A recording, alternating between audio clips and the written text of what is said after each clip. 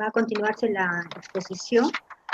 En este caso, en el tema de elaboración del plan de fertilización para palto de alta producción, en este caso en base a los análisis de suelo.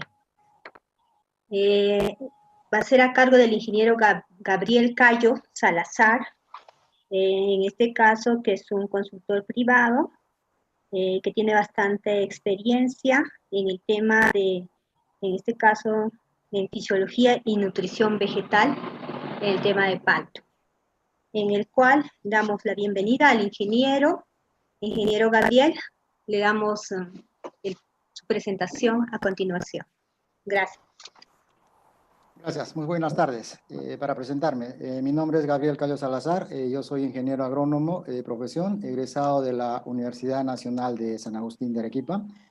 Vengo laborando ya en el Norte Chico más de 12 años y viene un poquito mi experiencia en el tema de manejo de frutales, paltos, cítricos y arándanos, ¿no?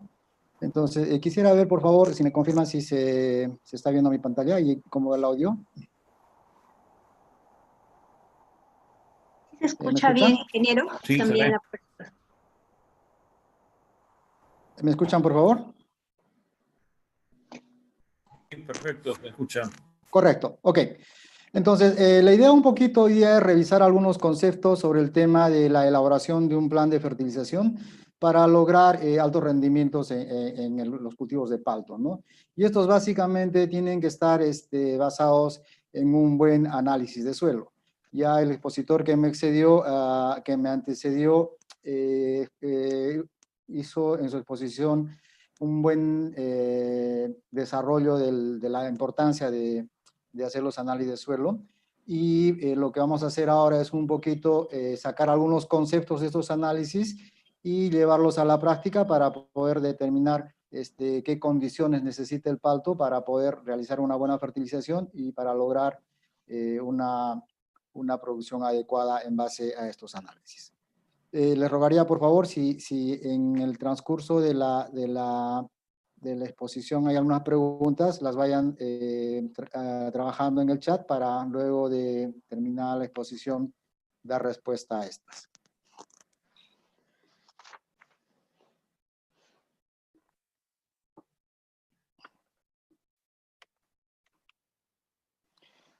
Entonces, yo les he querido, en primer lugar, traer algunos modelos de resultados de los análisis. Estos son más o menos los formatos en los cuales los laboratorios, una vez que nosotros hemos pedido sus servicios, nos hacen llegar los resultados de los análisis, ¿no?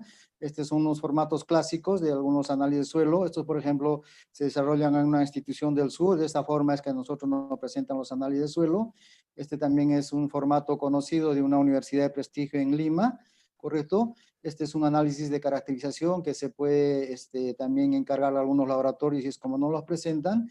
Y básicamente este es un formato de presentación de análisis un poquito más elaborado que lo trabaja la empresa privada, ¿no?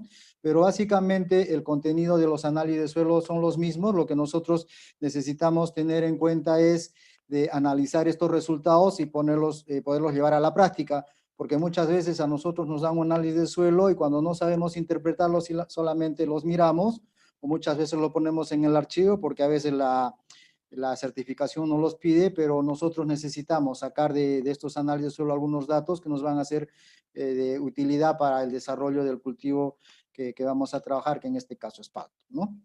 Entonces, lo primero que necesitamos saber es ¿qué estamos analizando? En este caso estamos analizando el suelo y es necesario revisar algunos conceptos del suelo para poder ver la importancia de ¿no?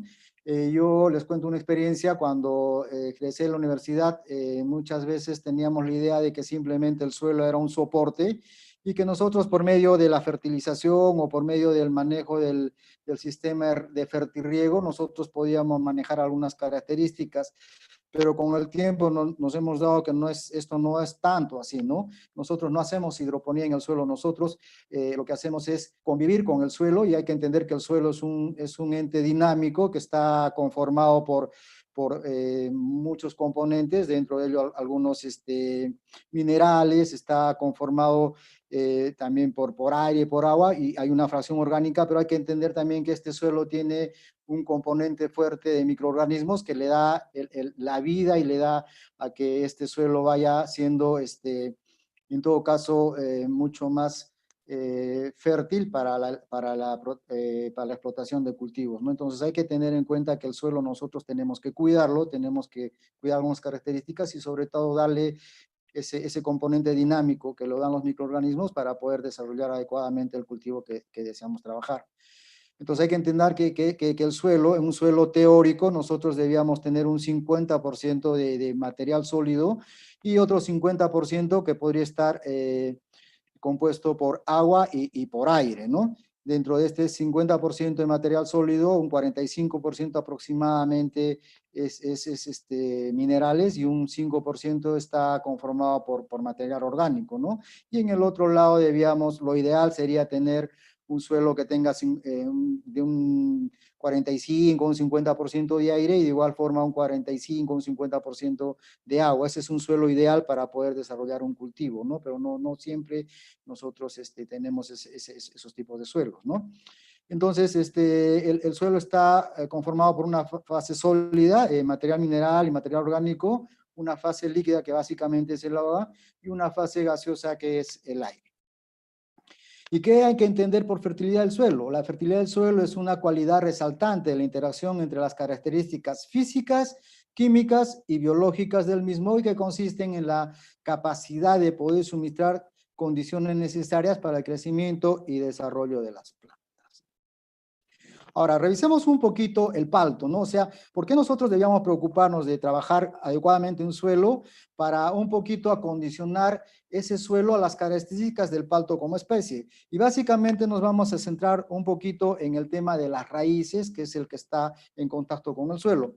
Hay que entender que el palto es una especie que ha evolucionado poco, ¿no? Es una especie cuyo centro de origen está en México, está en Guatemala, y el palto ha evolucionado poco porque se ha desarrollado básicamente en algunos bosques y en algunas zonas bastante húmedas, ¿no? Por lo tanto, el sistema radicular que el palto ha desarrollado es muy pobre, ¿no? Entendamos que este sistema radicular es muy poco eficiente y tiene un sistema radicular muy superficial, ¿no? El 50% del total de raíces está más o menos entre 0 y 30 centímetros de profundidad, ¿no? Y el otro 30-40% está entre 30 y 60 y el 10 y el 20% está entre los 60 y 120 centímetros. Pero hay que entender que el 80% de las raíces activas del palto, las que están absorbiendo agua y nutrientes, básicamente están en los 30 centímetros de profundidad y el otro 20% de raíces activas están entre 30 y 60. Por lo tanto, nosotros tenemos que preocuparnos mucho de darle condiciones adecuadas a este palto, sobre todo en los primeros 30 centímetros de profundidad, ¿no es cierto? Entonces, esta es la forma más o menos de cómo desarrolla la raíz del palto, ¿no? La raíz del palto desarrolla muy superficialmente, hemos dicho que a los 30 centímetros aproximadamente, y al ser una raíz que no ha evolucionado mucho, no tiene pelos absorbentes, solamente son raíces suberizadas que tienen poca capacidad de absorber agua y de absorber nutrientes, ¿no? Por lo tanto, esta raíz tiene que explorar mucho el suelo para poder tener en contacto con el suelo y poder de esa manera absorber agua y absorber nutrientes. ¿Por qué? Porque estas raíces lamentablemente no presentan pelos radiculares, ¿no? Hay que entender que esta raíz es extensamente suberizado, relativamente ineficiente en la absorción de agua, baja conductividad hidráulica y susceptibilidad a pudriciones radiculares cuando no tiene una buena aireación en el suelo. Baja frecuencia de pelos radiculares, ya lo habíamos dicho, y por lo tanto la ineficiente actividad de raíz de paltos puede producir un déficit diurno excesivo en el contenido de agua del árbol. Como consecuencia puede haber una pérdida de estructuras reproductivas o frutos durante las etapas críticas del desarrollo como es la floración y el cuajado. ¿Qué cosa necesita el palto? Es exigente en un buen drenaje, muy susceptible a las ascixias radiculares, solo superada por el papayo, es muy exigente en materia orgánica, a alta susceptibilidad a la salinidad, la conductividad eléctrica del suelo debe ser a 2 milimos o decisiemels por centímetro cuadrado, y cuando supera de esto ya el palto empieza a bajar su producción. ¿no? Y hay que entender que el crecimiento radicular en palto cesa o deja de crecer aproximadamente por debajo de los 13 grados centígrados y su óptimo de crecimiento en temperaturas aproximadamente está entre los 18 y 23 grados centígrados. Por lo tanto, al tener nosotros una raíz, se puede decir, superficial, es muy importante en palto, en cualquier sistema de conducción, proteger esta de los rayos solares. Por lo tanto, es muy importante la colocación de cobertura o el famoso mulch que nosotros llamamos, ¿no? Esto es muy importante el palto porque al tener una raíz superficial y cuando nosotros tenemos el suelo desnudo, estas raíces pueden ser afectadas por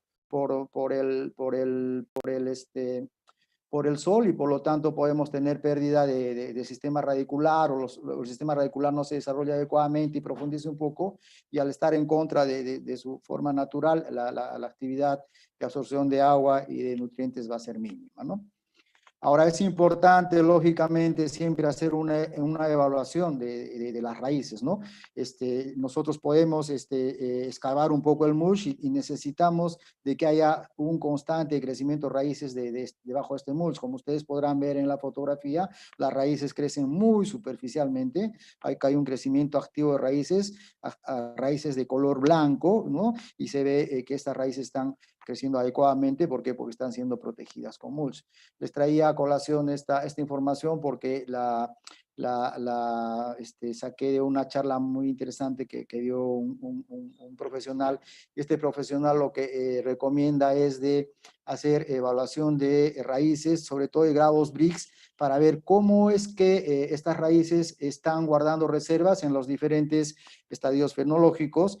Y este profesional de apellido Sánchez ha hecho un cuadrito bastante interesante para relacionar las etapas fenológicas del cultivo con el contenido de BRICS de raíces, y estos contenidos de BRICS de raíces debían ser los mínimos para poder nosotros tener una adecuada producción en las campañas que vienen de palto, ¿no? Entonces, en una etapa vegetativa, nosotros no debíamos bajar de 10 grados BRICS en raíces. En el inicio de floración, la concentración de grados BIS no debía ser menor de 5, debía ser mayor. Y en la etapa de fructificación, nosotros no debíamos tener menos de 3 grados BRICS en las raíces para poder tener una adecuada producción. ¿Cómo lo vamos a lograr esto? Lo vamos a lograr esto haciendo una adecuada fertilización, dándole las condiciones adecuadas para que la planta trabaje el tema de fotosíntesis, produzca los azúcares, y estos azúcares, una vez que se han conformado en las hojas, debían estar distribuyéndose en los puntos de almacenamiento de la planta, y uno de los puntos de almacenamiento de planta importantes son las raíces, que son los que nos van a guardar las reservas para las campañas siguientes.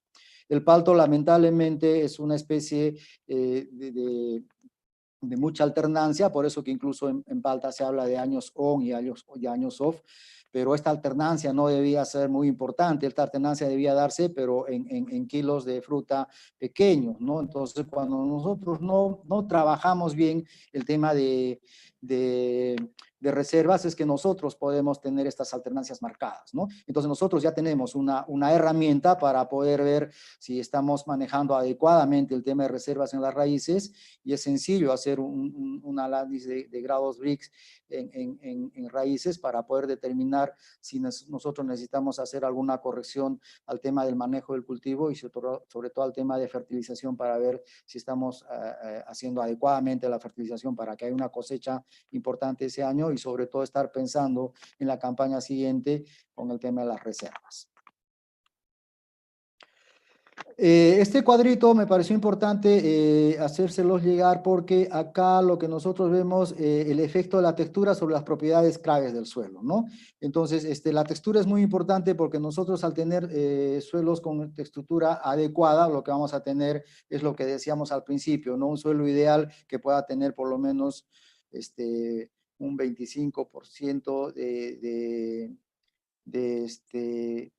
aire para poder hacer que las raíces desarrollen adecuadamente. Pero cuando no tenemos esa textura en el suelo, esto tenemos algunos problemas, ¿no? Por ejemplo, en las arenas, en suelos francos arenosos, en francos francos arcillosos y arcillas, la textura de este suelo va a determinar algunas características de este suelo, ¿no? Por ejemplo, el agua total en los suelos arenosos es muy bajo, en los franco-arenosos es relativamente bajo a medio, en los suelos francos alto a medio, así, y así la textura del suelo nos va a ir indicando algunas características que nosotros debemos ir manejando en cada uno de los suelos, ¿no? Entonces, como esta exposición o esta presentación la van a tener disponible, ustedes van a poder un poquito revisar con más calma esta información. Este es un cuadrito también bastante importante y este es el resultado que se tuvo en paltos sometidos a suelos de distintas texturas, ¿no? Acá estamos revisando un poquito el tema de textura del suelo para ver cuáles son las implicancias que pueden tener en el tema de producción de paltos, ¿no? Entonces tenemos acá una textura arcillosa, tenemos acá una textura franco-arcillosa, franco-arenosa y arenosa, ¿no?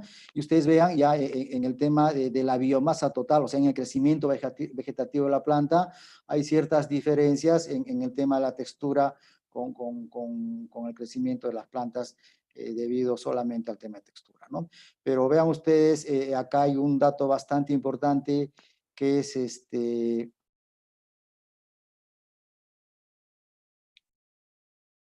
que es la producción del cultivo, ¿no? Entonces vean ustedes a suelos más con textura más pesada, se puede decir, con suelos con suelos con menos aires, la cantidad de biomasa en raíces, o sea, la cantidad de desarrollo de raíces es menor en suelos pesados que en suelos menos pesados, ya sea franco-arenosos o arenosos, ¿no? Entonces eso es importante porque mientras más pesado sea el suelo, mientras menos espacios porosos tenga el suelo, el desarrollo de raíces va a ser menor. Y hemos visto que el palto necesita tener un adecuado crecimiento radicular para poder desarrollar y para poder colonizar el suelo adecuadamente, ¿no? Acá tenemos el crecimiento anual del palto. Vean ustedes, también es afectado el crecimiento general, tanto de raíces como de biomasa total, por la textura del suelo, ¿no? Y acá ustedes pueden ver crecimiento vegetativo, crecimiento de madera y crecimiento de raíces, ¿no? Entonces, de todas maneras, se ve afectado el crecimiento total del cultivo en cuanto a las raíces. ¿Y por qué es importante revisar esto? Es importante revisar esto porque algunos cultivos son mucho más exigentes en tener aire en el suelo. La porosidad es lo que nosotros medimos con ese espacio que va a ser, que vimos al principio, que va a ser ocupado tanto por agua y por aire. Esa es la porosidad, ahí es donde va a estar ubicado estos dos componentes, y algunos cultivos son mucho más exigentes en porosidad que otros cultivos. Uno de los cultivos más exigentes en porosidad es el arándano, que más o menos pide un 35% de porosidad. Y luego del arándano, cerquita está el palto, que necesita un 25% de porosidad. Esto que indica que el palto necesita un suelo bastante suelto, bastante mullido. Sería importante de repente tener un suelo arenoso, un franco arenoso, etcétera, que nos permita tener este acumulado de porcentaje de porosidad para un desarrollo adecuado de raíces, ¿no? Si nosotros no le damos esta característica al suelo para que el palto desarrolle, ya desde un principio estamos teniendo un factor en contra para nuestra producción. Ahora, hay que entender también de que cuando nosotros recibimos un análisis de suelo, este análisis de suelo nos clasifica el suelo en una textura, y esta textura básicamente está clasificada por el contenido de tres componentes, ¿no? Arena, limo y arcilla. Eso es lo que nos da el resultado del análisis. Pero es muy importante también saber qué tipo de arena nosotros tenemos en ese suelo, ¿no? Podemos nosotros tener un suelo arenoso y nosotros vamos a estar bastante confiados de que va a haber un buen porcentaje de poros en ese suelo, que va a haber una buena percolación de suelos, pero hay que tener que muchas veces la arena fina y la arena muy fina, el contenido de estos dos componentes tienen cierta función muy parecida al limo. Entonces, si nosotros podemos tener un 80%, o sea, un suelo con 80% de arena, pero si un 40, un 50% de esa arena está contenida por arena fina y arena muy fina, lo que nosotros vamos a tener en estos suelos es unas costras que van a impedir que el agua pueda infiltrar adecuadamente y van a impedir de que haya una buena porosidad en ese suelo. Entonces, es realmente importante no solamente tener un análisis de suelo, sino también hacer una calicata para ver cómo está definido el tema de la textura del suelo en forma práctica en el campo, ¿no? Y si es posible, nosotros pedir al laboratorio que nos hagan una determinación de los tipos de arenas que hay en nuestro suelo, nos ayudará mucho para estar seguros qué tipo de suelo tenemos. Entonces hay que entender que las arenas finas y muy finas se comportan como el limo y no como las arenas en cuanto a las propiedades físicas que aportan al suelo. ¿Correcto? Entonces, esta clase textural está básicamente dada, hemos dicho, por el contenido de arena, por el contenido de lima y el contenido de arcilla. Esto es lo que nos da un análisis de suelo. Y esto nosotros tenemos que evaluarlo para ver qué tipo de suelo tenemos, para ver la clase textural que tenemos. Y sobre todo, más adelante vamos a hacer unos pequeños ejercicios acá para más o menos determinar el porcentaje de porosidad que tenemos en el suelo para ver cómo es que estamos iniciando nuestra campaña. Es importante entender de que habíamos dicho que el palto nos pide un 25% de porosidad. Ese 25% va a estar relacionado con el contenido de aire, ¿no? Entonces, independientemente de cómo sea nuestro suelo, si nosotros no hacemos una adecuada preparación del terreno, nosotros podemos estar empezando con un suelo demasiado compactado. Y esto también se ha evaluado, ¿no? Se ha evaluado cómo está el suelo y cuál es el porcentaje de porosidad que tiene este suelo en relación a la preparación del terreno. Entonces, si nosotros hemos tenido un suelo y hemos preparado adecuadamente ese terreno, hemos hecho de repente un movimiento de suelos con un subsolado, dependiendo de la clase textural, si es medio, profundo, etc. Entonces, en un suelo recién preparado, nosotros vamos a tener un 22% de aire. Entonces, si nosotros trabajamos adecuadamente una plantación, preparando bien el terreno, estaríamos empezando con un porcentaje bastante alto de aire. Luego de 3 años de preparado este terreno, ya el porcentaje de aire disminuye al 18%.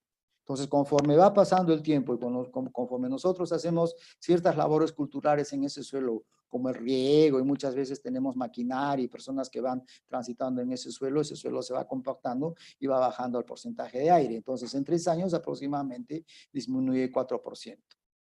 Un suelo compactado a 7 u 8 años, desde la plantación, aproximadamente vamos a tener un 13% de compactación. Quiere decir que un suelo en 9 años aproximadamente ha aumentado su compactación, ya disminuido el contenido de aire en 9%. ¿Y qué es lo ideal para el aguacate? 25%. Entonces, imagínense ustedes que iniciemos una plantación y no hayamos tenido el cuidado de hacer una buena preparación de ese terreno. Y empezamos con un terreno que no lo hemos preparado adecuadamente, que no hemos hecho un subsolado, etc. Entonces podemos estar empezando con un suelo que tenga 18% de aireación, o en el peor de los casos estamos empezando con un suelo que tenga 13% de aireación. Conforme va pasando el tiempo, esta aireación va a ir determinando y por lo tanto nosotros a los 6 años, 8 años de producido el palto vamos a tener problemas de asfixia radicular, de muertes regresivas, vamos a tener problemas incluso de defoliaciones. ¿Por qué? Porque las raíces no van a crecer adecuadamente porque no tienen la cantidad de porcentaje de aire adecuado en ese suelo. Eso es lo importante. En primer lugar, de hacer un análisis de suelo para ver cómo está nuestra clase textural y para ver el porcentaje de aire con el que estamos empezando. ¿Cómo podemos calcular la porosidad? Es bastante sencillo. Para calcular la porosidad del suelo se emplea la siguiente forma. Porosidad 1 menos densidad aparente entre la densidad real, y esto lo multiplicamos por 100. Entonces, ¿de dónde nosotros podemos sacar estos datos? Estos datos nosotros los podemos sacar de un análisis del suelo, ¿no? Hay que entender que la densidad real básicamente es un factor, se puede decir teórico. Este factor se ha determinado por el contenido de materiales minerales que tiene el suelo, y la densidad real se considera 2.65 gramos por centímetro cuadrado.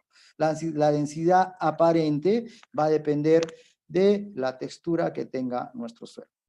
Entonces voy a, por favor, cambiar a un Excel. No sé si me confirman si se ve, por favor, con el cambio de pantalla del Excel. Sí, sí se observa, ingeniero. Ok, muchas gracias. Entonces, ustedes pueden apreciar en la pantalla un cuadro Excel donde yo les he puesto diferentes análisis de suelo para poder hacer algunos ejercicios y determinar en estos análisis solo unas características de las que estamos revisando. Entonces, acá, por ejemplo, les he puesto un análisis del norte chico de Lima, este análisis de Huaura.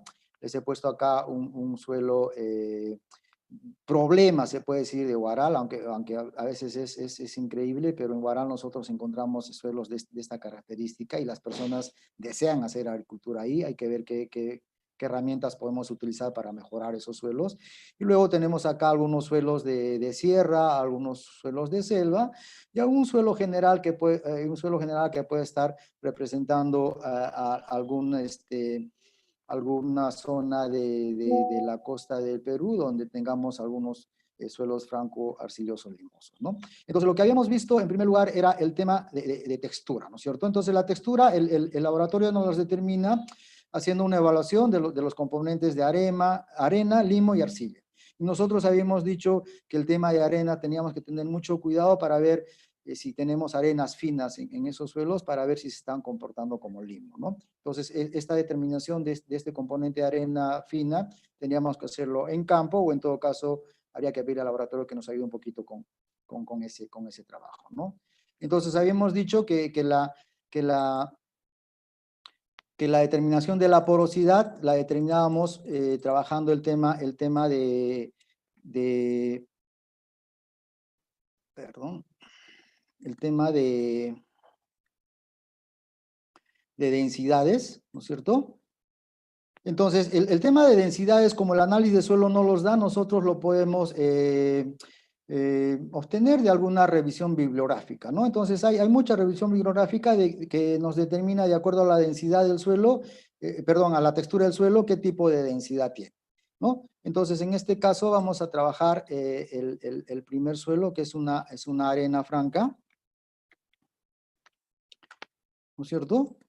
Y la arena franca tiene una densidad aproximadamente de 1,45, ¿correcto?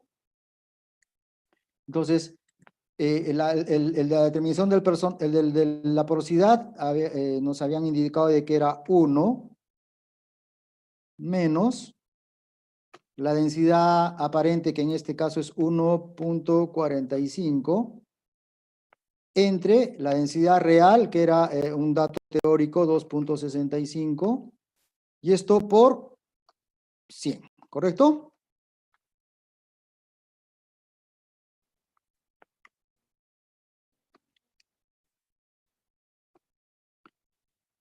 Y cuando nosotros aplicamos esta fórmula, vamos a tener el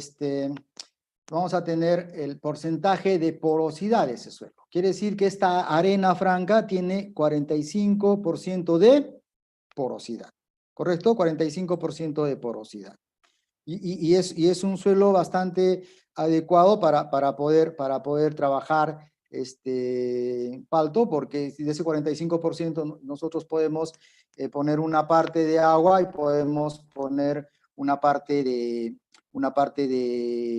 aire, ¿no es cierto? Entonces ahí nosotros ya podemos medir los macroporos y los microporos y de acuerdo a eso podemos ver qué disponibilidad podemos tener de agua que van a estar contenidos en los microporos y qué porcentaje van a estar en los macroporos del aire. Pero vayamos a ver el suelo número 5, por ejemplo. El suelo número 5 es una clase textural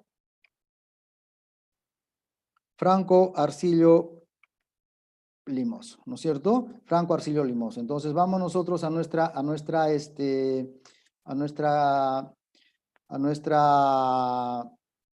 tablita de densidades aparentes y el suelo franco-arcillo limoso está más o menos en 1,2, ¿correcto? La densidad aparente. Entonces, nosotros copiamos nuestra fórmula y lo que tenemos que variar acá es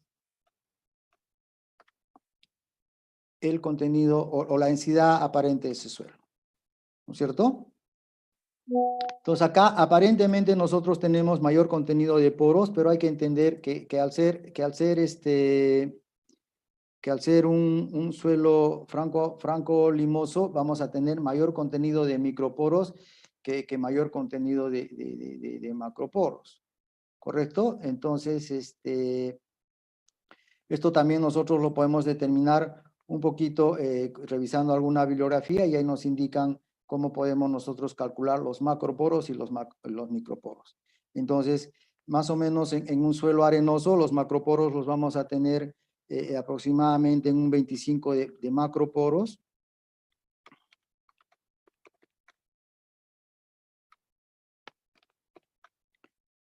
Y el contenido de microporos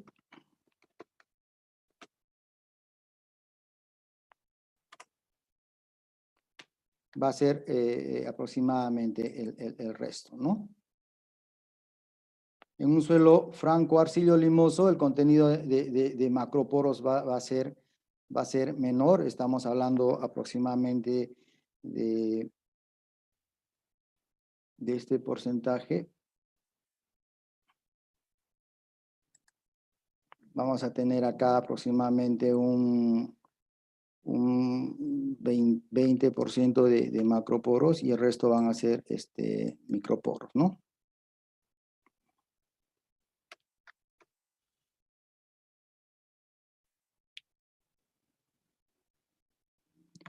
Entonces, mientras nosotros tengamos mayor cantidad de macroporos, vamos a tener mayor aireación en ese suelo y vamos a tener un mejor desarrollo de raíces, ¿correcto?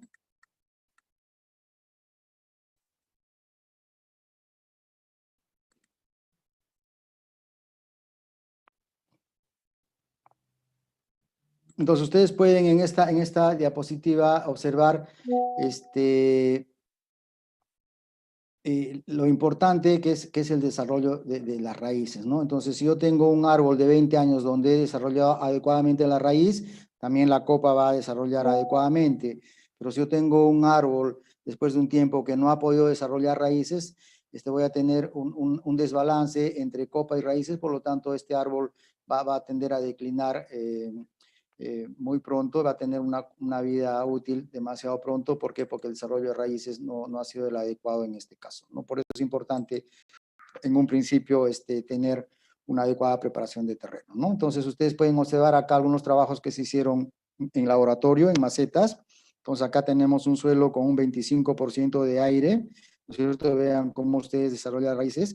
Y acá a propósito se ha compactado el suelo, solamente se ha determinado que tenga un 10% de aire y vean ustedes el desarrollo de raíces, ¿no? Y entonces vean ustedes lo importante que es tener una preparación adecuada del terreno con una buena cantidad de porosidad para el desarrollo adecuado de raíces y por lo tanto también el desarrollo de la planta.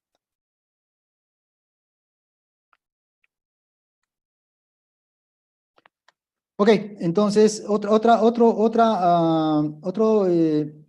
parámetro que es importante revisarlo en el análisis del suelo es el pH, ¿no es cierto?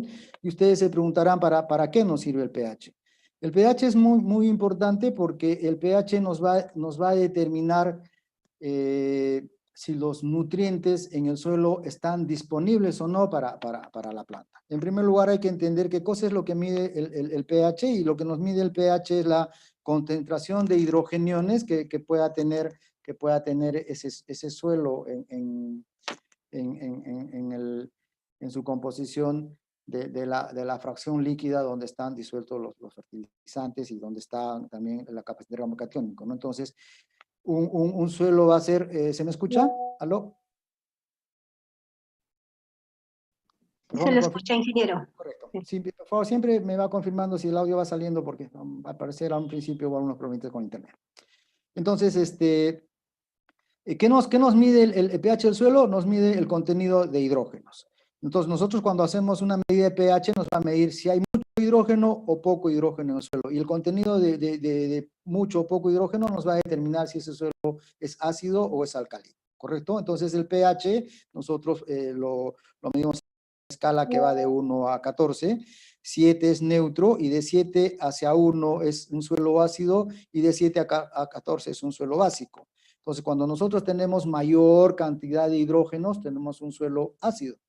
Y cuando tenemos menor cantidad de hidrógenos, y esos hidrógenos van a estar reemplazados por algunos OHs, vamos a tener un suelo alcalino. Ácido, más hidrógenos, alcalino, menos hidrógenos. O en todo caso, OHs, ¿no es cierto? Entonces, ¿qué nos determina el pH? El pH, por ejemplo, nos va a determinar algunas deficiencias de algunos elementos, ¿no? De algunos macro y microelementos. Nos puede determinar el exceso de disponibilidad de algunos elementos que al final lo que pueden hacer es intoxicar a la planta, ¿no? Cuando yo tengo un suelo excesivamente ácido, voy a tener fierro muy disponible, manganeso disponible, aluminio en forma disponible. Y estos elementos, cuando ingresan a la planta, pueden causar ciertas toxicidades, ¿no?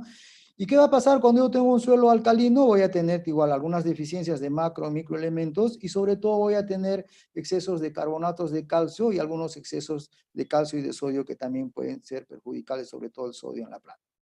Entonces, ¿qué es lo que se ha hecho? Se ha hecho una tabla gráfica que nos determina básicamente cómo es que el pH puede intervenir en la disponibilidad de nutrientes. Ustedes pueden ver acá unas franjas de colores y cada franja de color va a determinar un elemento. Ahora, donde esa franja de color está ensanchada, quiere decir que ese elemento está disponible para la planta. Y cuando esa franja disminuye o es menos estrecha, quiere decir que ese elemento en ese pH no va a estar disponible para la planta. Entonces, los suelos tienen un pH ideal para que todos los elementos que la planta necesita puedan estar disponibles y ese pH óptimo está aproximadamente entre 6 y 6.5. Pero nosotros, sobre todo en la costa y en algunos suelos de la sierra, tenemos algunos pHs alcalinos y en algunos suelos de la selva tenemos lo contrario, algunos pHs ácidos. Entonces, si nosotros vamos a evaluar los pHs que nos han dado estos análisis de suelo, vean ustedes, por ejemplo, 9.8, 7.2, 8, entonces estos son suelos básicamente de costa, quiere decir que el pH es alcalino y por lo tanto la disponibilidad de nutrientes a esos pHs de 7.5 a 8, hay muchos de ellos que no van a estar disponibles, ¿no? Zinc, manganeso, cobre, fósforo, boro, potasio, no va a estar, magnesio, no va a estar disponible a esos pHs, ¿no? Y si vamos a los extremos, por ejemplo, en algunos suelos de sierra y de costa, tenemos pHs de 5 y de 4.5, tenemos lo contrario, ¿no es cierto? Entonces vamos a tener disponibilidad de muchos nutrientes, indisponibilidad de algunos, por ejemplo, como el fósforo y otros, pero lo más peligroso hemos dicho que se hacen disponibles elementos como el fierro, como el aluminio, que al ingresar en cantidades no adecuadas en planta pueden lograr ciertas toxicidades, ¿no? Entonces, ¿qué cosas nosotros podemos hacer con estos suelos? Tenemos que un poquito ayudar a que estos suelos regulen el pH. Lamentablemente, esa práctica en los suelos no es tan sencilla. Bajar el pH en los suelos no es tan fácil como se pueda manejar, porque hay que entender que el suelo tiene un efecto buffer o tampón que nosotros le indicamos, que puede estar haciendo de que nosotros en algún momento acidificamos el bulbo de humedad, pero más adelante pueda regresar nuevamente al pH original, ¿no es cierto? Subir pHs de pHs ácidos a pHs alcalinos es un poco más sencillo, pero hacer lo contrario de bajar pHs alcalinos ácidos es bastante complicado. Pero, ¿qué podemos hacer? Lo que podemos hacer un poquito es lo que habíamos dicho al principio, ¿no? Entonces, si yo tengo pHs demasiado alcalinos y quiero acidificar, ¿qué cosa tengo que hacer? Tengo que aumentar la cantidad de hidrógenos que pueda haber en el suelo. Entonces, la forma de bajar el pH del suelo es utilizar alguna enmienda que pueda en el suelo secuestrar oxígeno del agua y este hidrógeno que sobre el agua podría estar acidificando un poco el tema del pH del suelo. Entonces, algunos componentes a base de azufre, aplicados adecuadamente y en las cantidades necesarias, pueden ayudarnos a bajar en en ciertos parámetros el tema del pH del suelo. Por lo tanto, cuando nosotros tengamos, algunos problemas de alcalinidad del suelo, teníamos que estar pensando, en primer lugar, de acidificar nuestra solución de riego, si lo estamos haciendo una fertilización por fertirriego, o en todo caso, acidificar el componente del suelo haciendo aplicación de algún producto en enmiendas, que básicamente puede ser azufre elemental, o en todo caso lo que podríamos hacer es aplicar fertilizantes que tengan algunos componentes a base de sulfatos en la fertilización. ¿Y por qué es importante, hemos dicho, acidificar el suelo o la solución del suelo? Porque algunos elementos como el fósforo son muy susceptibles a la variación de pH, ¿no? El fósforo va a estar disponible en el suelo cuando nosotros tengamos un pH más o menos de 6.5 aproximadamente. Ahí tenemos la máxima disponibilidad de fósforo en el suelo. Pero mientras este suelo va acidificándose o mientras este suelo va alcalinizándose, la disponibilidad del fósforo va a ir disminuyendo, ¿no? Vamos a tener disponibilidades bajas, medias, ¿no? ¿Y por qué sucede esto? Porque cuando el pH es demasiado alcalino, el fósforo forma compuestos insolubles con el calcio y simplemente se asocian y este fósforo, que es un fosfato de calcio, no va a estar disponible para la planta, va a ser un producto insoluble, ¿no? Y sucede en suelos ácidos de que el fósforo pueda reaccionar con el aluminio o pueda reaccionar con el fierro, y de igual forma se hacen compuestos insolubles que la planta no los puede absorber. Por lo tanto, nosotros, por ejemplo, para el caso del fósforo, debemos estar trabajando para que el pH sea el adecuado para tener una disponibilidad adecuada de fósforo, ¿no? Otro componente importante que nosotros tenemos que ver en el análisis de suelo es la conductividad eléctrica. ¿Qué cosa es la conductividad eléctrica? La conductividad eléctrica lo que nos mide es la cantidad de sales que pueda tener ese suelo. Y lamentablemente el palto es una de las especies muy susceptible a la conductividad eléctrica. Entonces ustedes pueden observar este cuadrito acá y vean ustedes que para que no haya, o sea, para que el palto desarrolle adecuadamente sin ningún tipo de estrés por medio de la conductividad eléctrica debe estar en 1.3 y la conductividad del agua no debe pasar de 0.9, ¿no? Pero conforme aumenta la conductividad eléctrica en el suelo y también en el agua de riego, nosotros ya podemos tener algunas pérdidas en la producción, ¿no? Si la conductividad eléctrica está en 1.8, ya nosotros podemos estimar un 10% de pérdida en producción de palto, ¿no? Y si la conductividad está en 2.5 y el agua va a 1.7, ya nosotros podemos estar pensando en una pérdida del 25% de nuestra cosecha solamente por efecto de la conductividad, ¿correcto? Entonces, ¿qué podemos hacer nosotros? Evaluar la conductividad eléctrica y ver cómo están nuestras conductividades eléctricas. Entonces, por ejemplo, en el suelo número 1 tenemos 5.66, ya podemos estar pensando que este es un suelo problema para palto. Imagínense acá peor, ya tenemos un suelo mucho más problemático para palto. Y los demás sí serían suelos que podrían estar adecuados para palto, ¿no? En cuanto al pH, tendríamos nosotros que estar evaluando algunas enmiendas para mejorar estos suelos, porque hemos visto que el pH adecuado sería más o menos de 6.5 a 7 o de 6 a 7 aproximadamente, ¿no? Entonces, ¿qué podemos hacer nosotros con las sales? ¿Qué podemos hacer? Lo primero que tenemos que evaluar es si esas sales son solamente sales solubles o son sales sódicas, ¿correcto? ¿Y cómo podemos determinar esto? Nosotros en los análisis de suelo tenemos un componente que es el sodio. Y el sodio es un componente que le da ciertas características al suelo. Entonces, lo que nosotros inmediatamente tenemos que determinar es un parámetro que nosotros llamamos el porcentaje de sodio intercambiable.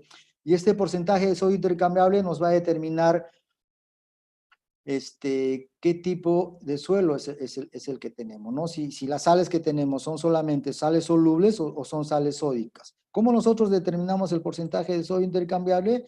Lo que hacemos es mirar la capacidad de intercambio catiónico. La capacidad de intercambio catiónico es la suma de los cationes cambiables en el suelo, ¿correcto? Esta suma nos va a dar la capacidad de intercambio catiónico. Entonces simplemente hacemos una regla de 3 simple. Si 5.44 es a 100%, 1.19 del calcio será AX. Entonces acá lo que tendríamos que hacer es multiplicar. Si 5.44 es a 100%, 1.19, entonces acá tendríamos que multiplicar. Acá le vamos a poner 100.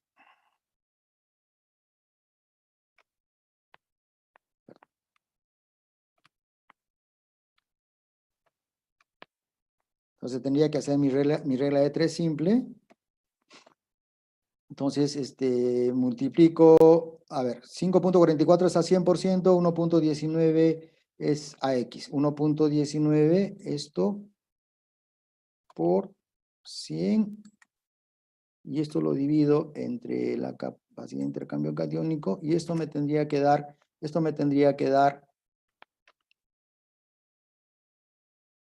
el porcentaje de sodio intercambiable.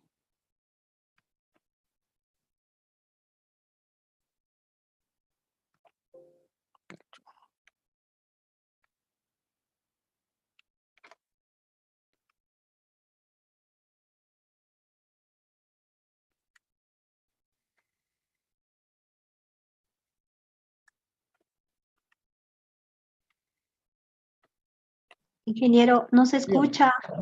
Sí, un segundito. Estoy haciendo un pequeño cálculo acá. Pero se ve la pantalla, ¿no? Sí, sí se ve. Correcto. Entonces, lo que hemos hecho acá es calcular el porcentaje de sodio intercambiable con una regla de 3 simple. ¿Correcto? Esto lo vamos a... Ok, entonces vean ustedes acá. Por ejemplo, en el primer suelo yo tengo 22% de sodio intercambiable. En el segundo suelo tengo 12% de sodio intercambiable. Y en los demás tengo 1,3. Hay unas tablitas que indican cuáles son los máximos porcentajes de sodio intercambiable que nosotros debíamos tener en el suelo, ¿correcto? Y estas tablitas nos indican de que cuando nosotros tenemos de 0 a 5, ese suelo no va a tener problemas con sodio. Si tenemos suelos de 5 a 15, ya son suelos que tienen algunos problemas de sodio. Y cuando tenemos suelos que están por encima de 15, ya son suelos que son prácticamente suelos en los que no se pueden desarrollar algunos cultivos, ¿no? Entonces vean ustedes, por ejemplo, acá, en el primer suelo, nosotros tenemos una conductividad eléctrica de 5.6, hay sales, pero de esas sales un buen porcentaje de sodio. Entonces yo ahí tendría ya que estar pensando en hacer dos enmiendas, ¿no? Una enmienda que es el lavado de las sales solubles y otra enmienda que tendría que hacer es la de aumentar calcio para el sodio de la capacidad de intercambio que tiene el suelo, del cuarcillo húmico, para ir bajando este contenido de sodio hasta niveles menos de 5, donde el palto pueda desarrollarse. Igual en el segundo caso tenemos también un problema de contenido de sodio intercambiable demasiado alto y necesariamente tendríamos que trabajarlo con alguna enmienda. Otra parámetro importante es la capacidad de intercambio catiónico. ¿Y qué cosa es la capacidad de intercambio catiónico? Es la capacidad que tiene el suelo de retener los aniones o los cationes en el suelo para luego disponerlos a la planta. Hay que entender que en el suelo los elementos están de dos formas. Hay elementos que están unidos a la capacidad de intercambio catiónico y hay elementos que están sueltos en la solución del suelo. ¿No es cierto? Entonces, cuando nosotros ponemos agua a este suelo, estos elementos que están en la solución del suelo, si hay un sobreriego, estos elementos se van a infiltrar, se van a lavar, y lo que se va a quedar en el suelo son los elementos que están absorbidos de esta capacidad de intercambio catiónico. Entonces, mientras más alta sea nuestra capacidad de intercambio catiónico, este suelo va a tener mayor posibilidad de retener nutrientes en el suelo, sobre todo los aniones. Y mientras más baja sea esta capacidad de intercambio catiónico, este suelo va a tener menor posibilidad de poder retener aniones en el suelo. Por lo tanto, el tema de fertilidad del suelo también va a estar muy ligada al tema de capacidad de campo, ¿correcto? Entonces, vean ustedes acá, se nos da un parámetro de capacidad de campo, ¿correcto? Entonces, una capacidad de campo por debajo de 5 es una capacidad, una capacidad de intercambio catiónico por debajo de 5 es muy baja, ¿no es cierto? Lo adecuado debíamos tener capacidades entre 10 y 20 media y encima de 20 una capacidad de intercambio catiónico adecuada. Entonces, la capacidad de intercambio catiónico va a estar básicamente relacionada a la cantidad de arcillas que pueda tener ese suelo, pero también a la cantidad de materia orgánica, pero transformada en ácidos húmicos que pueda tener ese suelo, ¿correcto? Entonces, de repente, este gráfico me va a ayudar un poquito a determinar por qué es importante determinar el porcentaje de sodio intercambiable. Este es el complejo arcilio-húmico, y este complejo arcilio-húmico lo que va a hacer es retener calcio, magnesio, potasio, sodio. Cada uno de estos elementos tiene que estar en un porcentaje adecuado. ¿Qué pasa si nosotros tenemos mayor de 5% de sodio contenido en este suelo? Van a desplazarse otros nutrientes tipo calcio, tipo magnesio, tipo potasio, y por lo tanto lo que vamos a tener nosotros en exceso en la solución del suelo es sodio.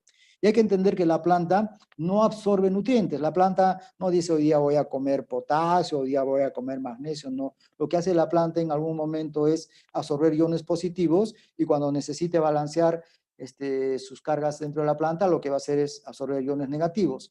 Entonces, lo que va a hacer la planta en ese momento es absorber los iones que están en mayor cantidad.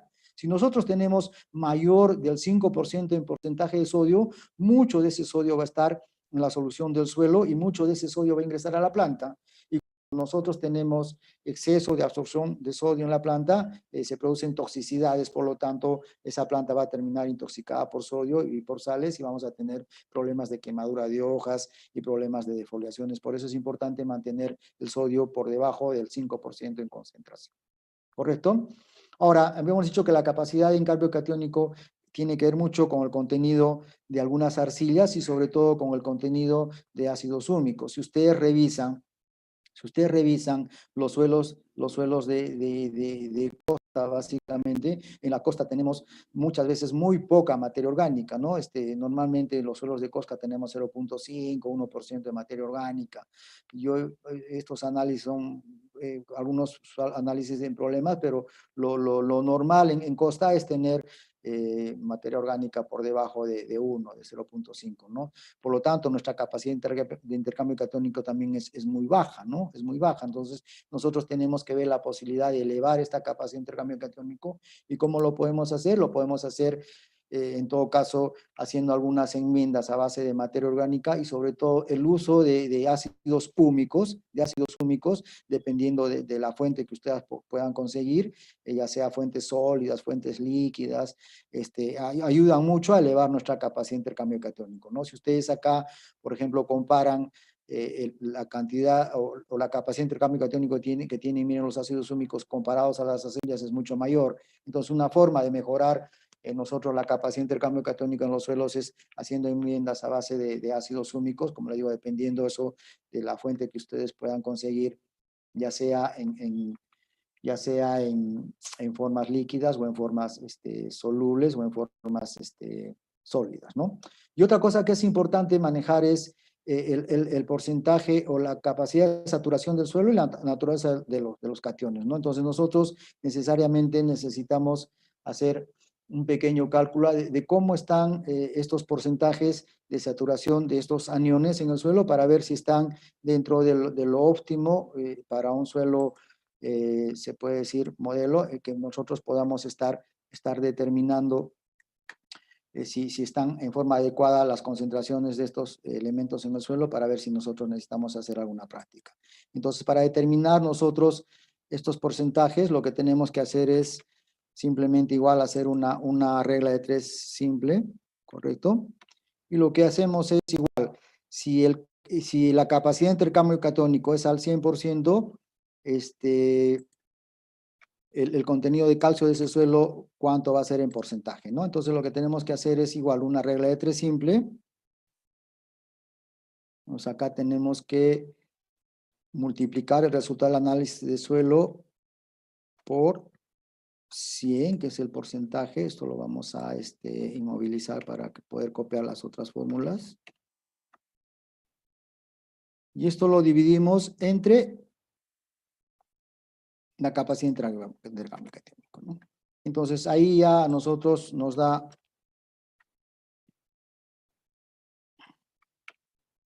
los porcentajes de calcio que tiene en la saturación de ese suelo, ¿no?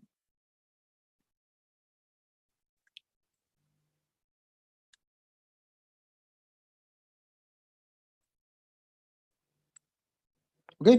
Entonces vean ustedes, ¿no es cierto? Entonces de calcio, por ejemplo, acá tengo 39, igual en paciente análisis, y estos porcentajes debían más o menos coincidir con un suelo modelo, Entonces acá nosotros, por ejemplo, ya estamos viendo que tenemos algunos problemas con el suelo, ¿no? Acá, por ejemplo, el calcio está 39, debía tener 65, quiere decir que acá tengo poquísimo calcio, ¿no es cierto? Entonces, el único suelo que puede estar más o menos acá, que puede estar más o menos cumpliendo acá, estas características serían estos de acá, ¿no? Pero los demás yo ya tengo algunos problemas. Igual hago para el magnesio, ¿no es cierto? Entonces acá voy a multiplicar el magnesio por 100. Esto lo voy a inmovilizar.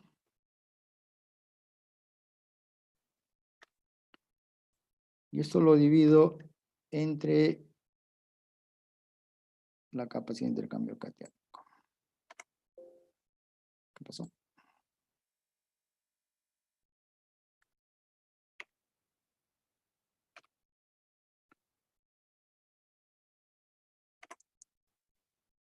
Igual yo acá ya tengo algunos resultados.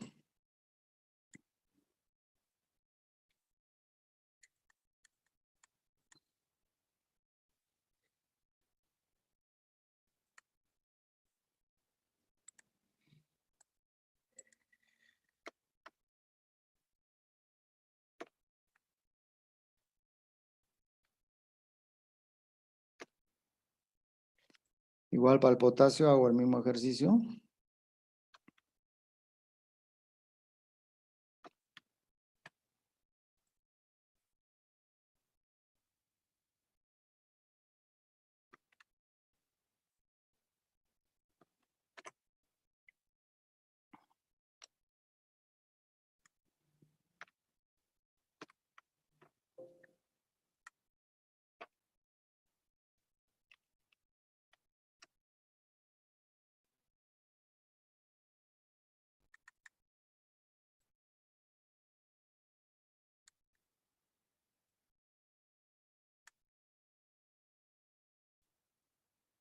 Y pueden ustedes estar observando ahí que hay algunas comparaciones que tendríamos que hacer con un suelo adecuado, y ya esto nos puede estar dando idea de qué problemas nosotros podemos ir teniendo en algunos suelos, ¿no? Por ejemplo, en el primer suelo tengo exceso de potasio, ¿no es cierto? Tengo exceso de magnesio y tengo poco calcio, entonces básicamente va a estar desequilibrado y nos va a presentar algunos problemas en el tema de planes de fertilización, porque nosotros lo que debíamos lograr es de que esta concentración de calcio se acerque a esta concentración ideal en el suelo, ¿no? Igual para el magnesio, igual para el potasio. Entonces nosotros tenemos que ir haciendo estos cálculos en nuestro análisis de suelo para ver si se acercan mucho a un suelo ideal para poder manejar nuestros planes de fertilización. Continuamos porque si no nos va a ganar el tiempo.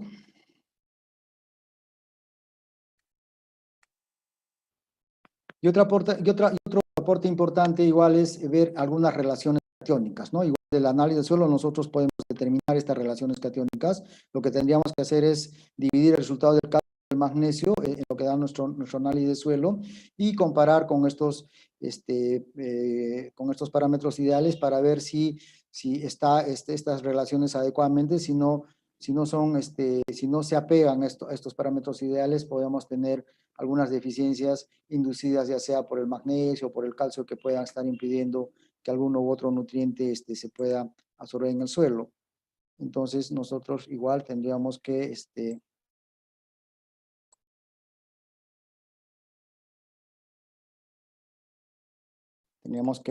realizar el ejercicio para determinar nuestras relaciones, por ejemplo, calcio-magnesio. Y lo que tendríamos que hacer acá es dividir el calcio entre el magnesio y nos va a dar un valor, ¿no es cierto?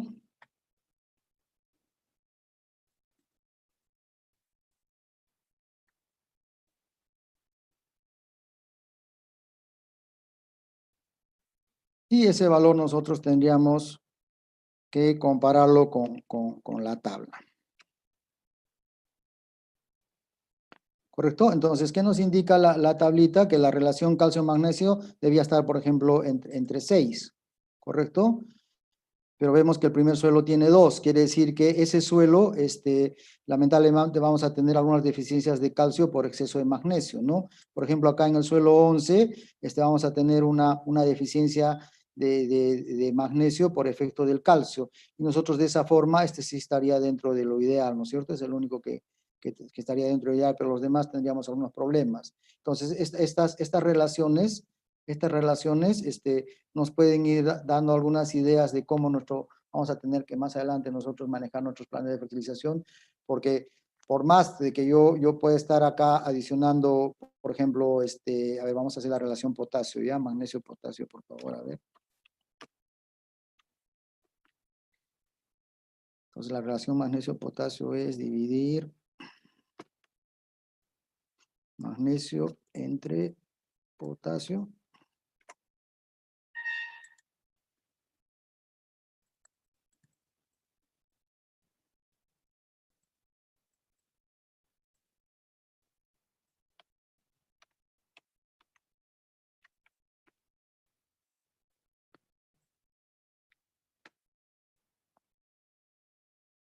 La relación magnesio-potasio debía estar en relación 5-7, ¿no? Por ejemplo, en el primer suelo vamos a tener siempre deficiencias de magnesio si nosotros no mejoramos el contenido de magnesio en esta concentración, ¿no es cierto? Por ejemplo, en el segundo suelo vamos a tener algunas deficiencias de potasio por efecto del magnesio, ¿correcto? Entonces, por más que nosotros estemos fertilizando magnesio en cantidades adecuadas y si nosotros no mejoramos esta concentración de magnesio en este suelo, vamos a tener siempre este problema. Entonces, lo primero que nosotros tenemos que evaluar es que nuestro suelo tenga estos porcentajes de saturación dentro de este suelo ideal, y una vez que nosotros tenemos estos porcentajes ideales, también nuestras relaciones catiónicas van a ser las adecuadas para que no se bloquee una con otra. Como habíamos dicho, la planta no escoge calcio, no escoge magnesio. Lo que la planta escoge en cierto momento es iones positivos o iones negativos. Entonces, estos elementos, tanto el calcio, el magnesio, el potasio, el sodio, el amonio y algunos aniones, lo que van a hacer es siempre estar compitiendo por ingresar a la planta. ¿Y quién va a ingresar? El que esté en mayor porcentaje, ¿no? Entonces, estas relaciones nos van a indicar si esas relaciones son las adecuadas o no, y en todo caso, qué deficiencias inducidas nosotros podríamos tener por efecto de la concentración de estos cationes canteables. Entonces, nosotros tendríamos que estar trabajando para mejorar estos porcentajes, llegándolos a los porcentajes óptimos de saturación. ¿Correcto? Se me está escuchando, ¿no? Sí, se escucha, ingeniero. ¿Me escucha? Correcto. Ok, entonces, teniendo esas consideraciones básicas con el tema de los análisis de suelo, hemos visto un poquito el tema de análisis físico y el tema de análisis químico. Vamos a revisar ahora un poquito el tema de cómo nosotros podemos desarrollar un plan de fertilización en el cultivo, ¿no es cierto? Entonces, lo primero que nosotros debemos desarrollar para hacer un plan adecuado de fertilización en el cultivo, lo primero que nosotros debemos preocuparnos es de buscar cuáles son los niveles de extracción y de absorción de nutrientes, ¿no?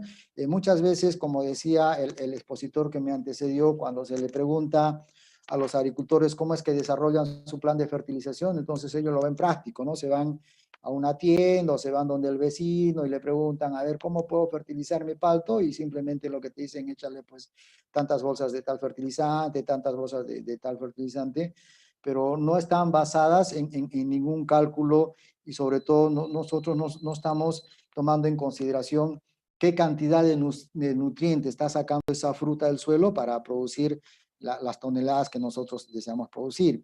Y esto está prácticamente ya estudiado, estos valores de extracción y absorción total están estudiados para la mayoría de cultivos. Es más, en algunos cultivos se ha llegado al detalle de poder tener estos niveles de extracción incluso por patrones y por variedades, por etcétera, ¿no? Entonces, un primer paso para nosotros poder desarrollar adecuadamente un plan de fertilización es conocer qué es lo que necesita la planta para producir cierta cantidad de toneladas. Si eso nosotros no conocemos, lamentablemente no vamos a poder desarrollar un plan adecuado. Entonces yo me he dado la libertad de ponerles en la presentación algunos cuadritos que los he sacado de la bibliografía para determinar los niveles de extracción y absorción total del cultivo para determinar un plan de fertilización. Entonces, lo primero que hay que tener en cuenta es que hay dos tipos de estos valores, ¿no? Tenemos primero el nivel de extracción total. ¿Qué cosa es el nivel de extracción? El nivel de extracción es la cantidad de nutrientes que saca un cultivo, pero del órgano cosechado. Por ejemplo, en palta. Si yo voy a cosechar 20 toneladas de palta, ¿cuánto de nitrógeno, de fósforo, de potasio me saca esa fruta en 20 toneladas? Y eso me va a determinar la extracción. Pero hay que tener en cuenta que cuando nosotros cosechamos 20 toneladas de palta, la palta no solamente produce fruta, también produce raíces, produce tallo, produce hojas, produce talluelos, una biomasa que también absorbe nutrientes. Entonces nosotros para fertilizar ese cultivo debíamos sumar el porcentaje o la cantidad de nutrientes que esa planta saca para cosechar la palta y también la cantidad de nutrientes que ese árbol saca para producir lo que son tallos, raíces, hojas, etc. Entonces, cuando ustedes busquen esta información, tengan el cierto cuidado de saber si es la extracción o la absorción, ¿no? Entonces, lo que hay que trabajar es la absorción total. Acá está sumado la cantidad de nutrientes por tonelada de producto cosechado, la cantidad de nutrientes que ese árbol de palta va a sacar para cosechar cierta cantidad de fruta, ¿no? Entonces, por ejemplo, acá tenemos varios frutales y dentro de ellos, si no me equivoco, está palta, ¿no? Entonces, esta información es general. Lo pongo acá para que ustedes tengan una idea de cómo que se trabaja la elaboración de un plan de fertilización. Entonces, si ustedes son un poquito más acuciosos y pueden buscar mayor información a esta, como le digo, de repente para la zona y para la variedad que ustedes están trabajando, les va a ayudar mejor. Pero para el caso del ejercicio vamos a trabajar con estos niveles de absorción. Entonces, para palto, por ejemplo, yo necesito 11 unidades de nitrógeno, necesito 2 unidades de fósforo, necesito 20 unidades de potasio, necesito 2 unidades de calcio, necesito 8 unidades de magnesio, ¿no es cierto? Entonces, yo iré a mi plantilla y le tendré que poner ahí cuánto es lo que voy a sacar yo para producir una tonelada de palta, ¿no? Esto está para una tonelada, ¿correcto? Para una tonelada. ¿Ok? Entonces, para una tonelada,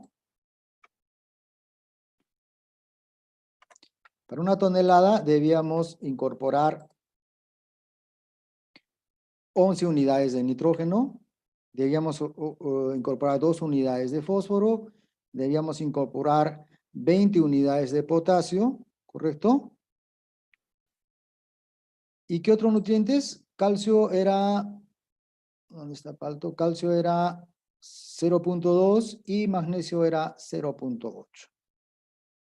Entonces hay que entender también que estos niveles de extracción son trabajados para otras realidades, ¿no? Dentro de la experiencia que yo vengo trabajando, mínimo nosotros debíamos poner una unidad de calcio por cada tonelada de palta que vamos a cosechar, ¿no es cierto? Y de magnesio también debíamos estar trabajando algo parecido. En este caso, por ejemplo, nos recomiendan 0.2 de calcio y en mi forma de entender y como yo he ido trabajando en los años que tengo experiencia en cultivo, esa cantidad de calcio para una tonelada de paltas es muy pequeña. Vamos a tener algunos problemas en post cosecha y sobre todo cuando la palta la vamos a exportar, ¿no? Entendamos que la palta cuando nosotros la exportamos se va a destinos que no están cerca del país. Muchas veces esa palta tiene que entre 20 a 40 días, entonces el periodo de cosecha de esa palta tiene que ser la adecuada, y el calcio tiene que ver mucho en ese tema de post cosecha, aparte de otros nutrientes, por supuesto, para darle calidad a ese cultivo.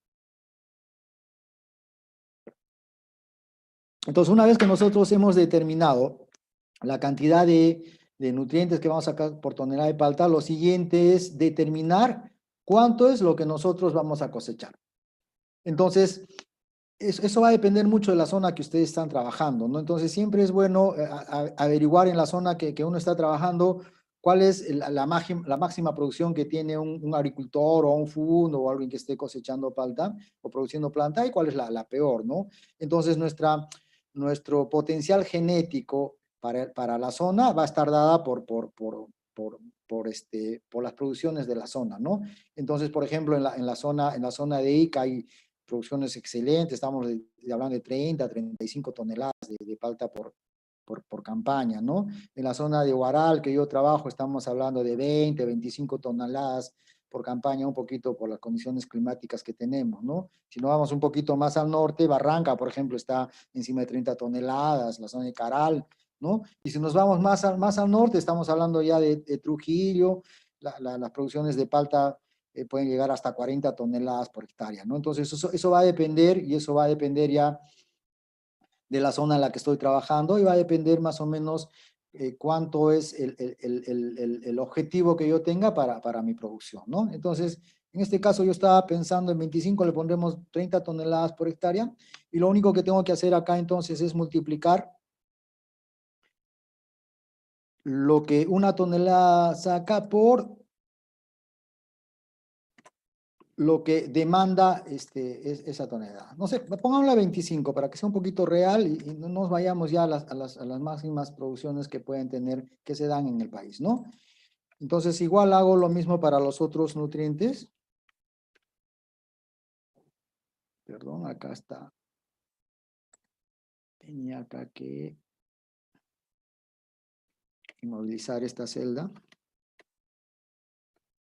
Entenderán que a cierta edad nosotros ya el tema de manejar el Excel se nos hace complicado. Yo he visto ahí chiquillos que manejan muy bien el Excel ahora, pero ahí vamos avanzando.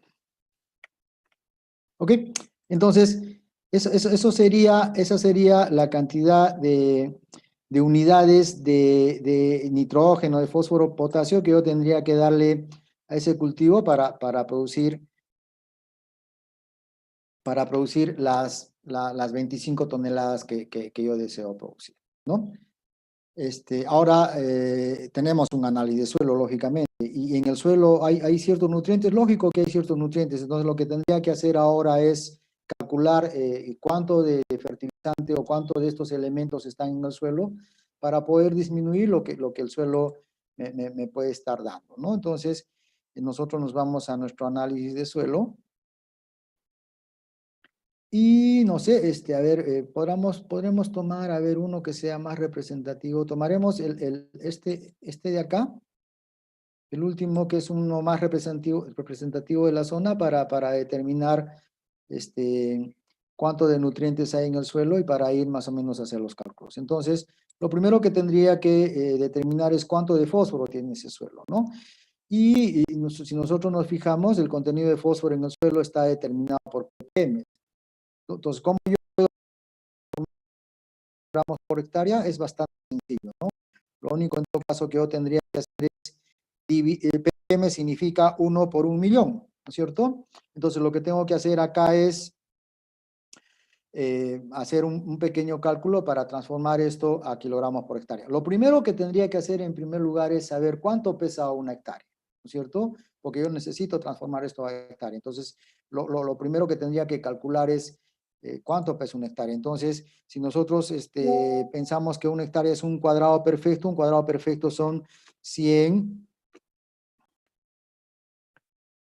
por 100.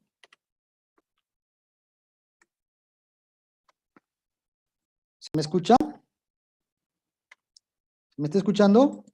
Sí, ingeniero, sí se le escucha. Ok, entonces si nosotros tenemos un cuadrado perfecto, una hectárea son 100 metros por 100 metros, esto me está dando 10.000 metros cuadrados, ¿correcto? Entonces, esto ahora lo tengo que elevar a volumen, ¿no es cierto? Y para elevar volumen, ¿qué tendría que hacer? Lo que tengo que hacer para elevar a volumen es medir la profundidad de raíces, ¿no es cierto? Entonces, dependiendo del cultivo que tengo y dependiendo del bulbo de humedad que yo voy a tener, el desarrollo de raíces, yo podría determinar la cantidad de, o sea, la capa arable o la capa donde está desarrollándose las raíces, ¿no? En el caso de palto vamos a trabajar punto 3, que hemos dicho donde está prácticamente la mayor cantidad de raíces. Entonces lo que voy a hacer es multiplicar los 10.000 metros cuadrados.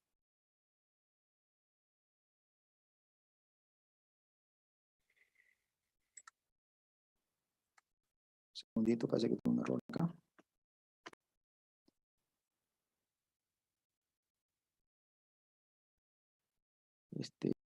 E15. O sea, que tengo igual 15 por punto 3 igual. Entonces yo tendría un volumen de 3.000 metros cuadrados de ese suelo, ¿correcto? Esto sería metros cúbicos, ¿no es cierto? Porque son 100 metros por 100 metros por 0.3 metros, 3.000 metros cúbicos. Ahora, ¿cómo esto yo lo puedo transformar a kilogramos? Para eso nosotros utilizamos la densidad aparente, ¿no es cierto? Y hemos visto que la densidad aparente nos las va a dar el tipo de clase textural que nos da el suelo, ¿no es cierto? Entonces, este suelo es un franco arcillo limoso y nuestra densidad aparente de este suelo debe estar aproximadamente, hemos dicho, en 1.2, ¿no es cierto?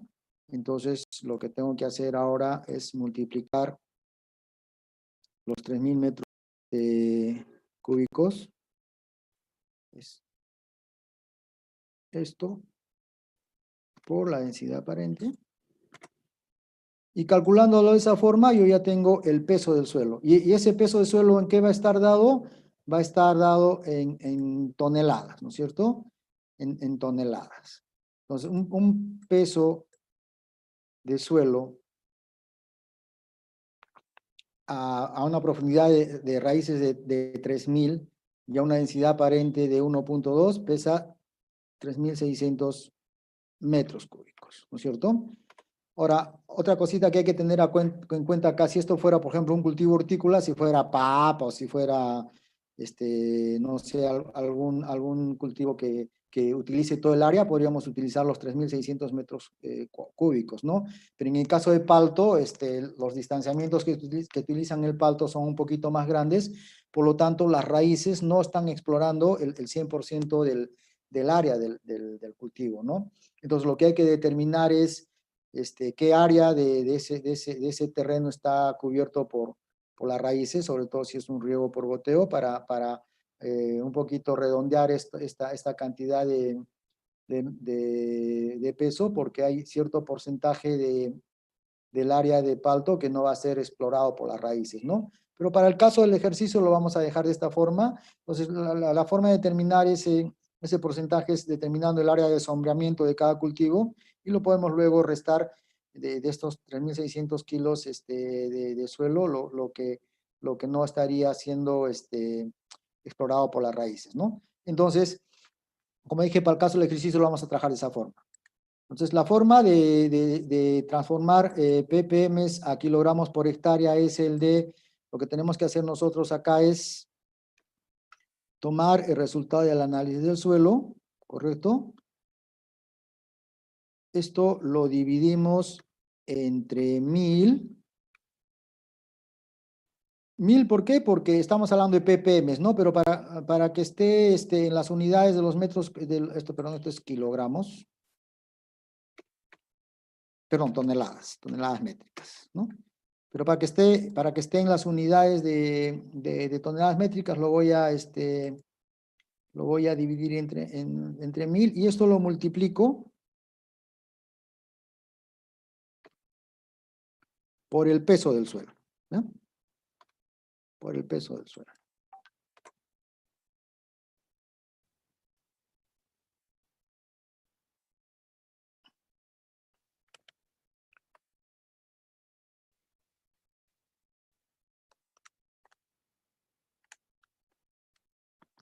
Un segundito, por favor, estoy haciendo un cálculo.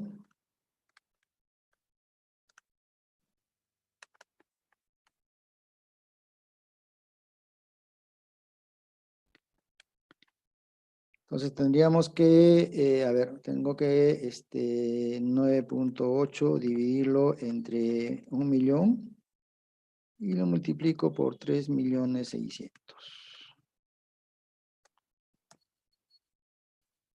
¿Por qué me salió menos acá?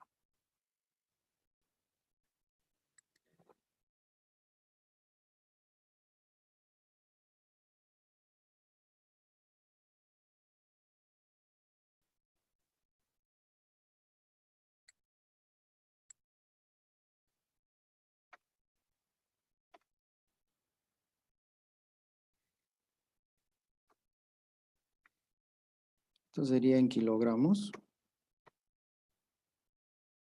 1, 2, 3.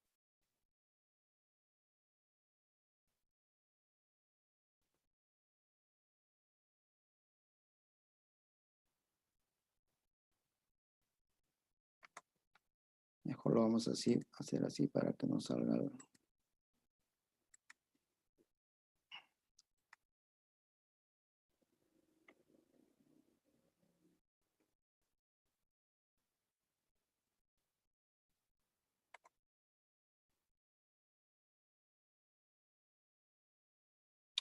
¿Qué está pasando acá?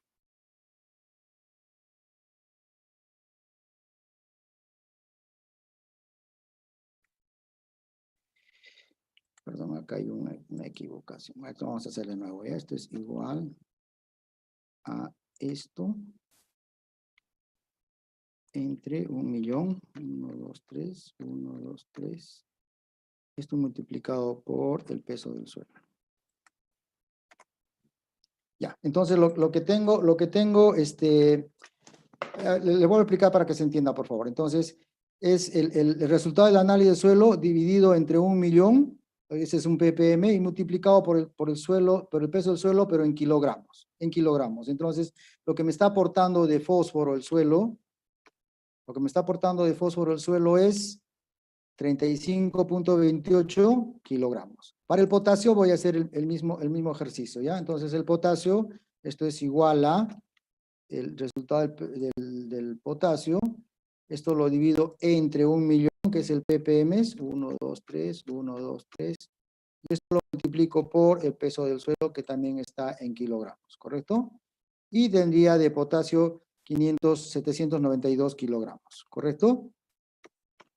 Entonces, esto es lo que teóricamente el suelo me está aportando para mi fertilización.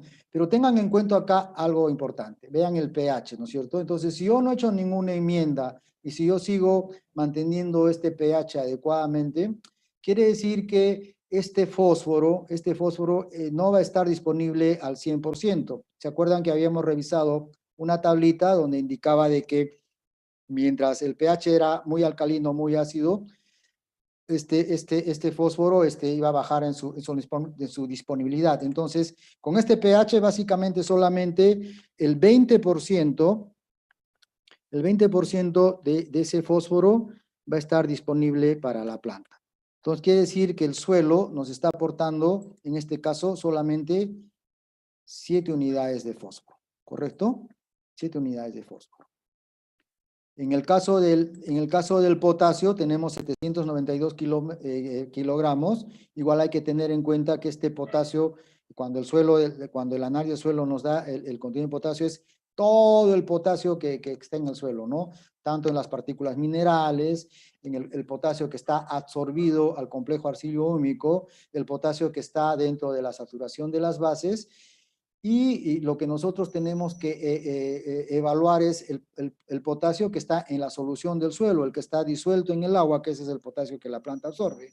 Igual, más o menos se toma en consideración aproximadamente el 20% del total del potasio para determinar cuánto de potasio es el que nos está aportando el suelo. Y en este caso, el aporte del suelo, del potasio, es de 158 unidades. ¿Correcto? Entonces, esto sería lo que nos estaría aportando el suelo en cuanto a fertilizante. lo siguiente que tendríamos que hacer es restar, ¿no es cierto?, lo que la planta necesita menos lo que tengo en el suelo, ¿correcto?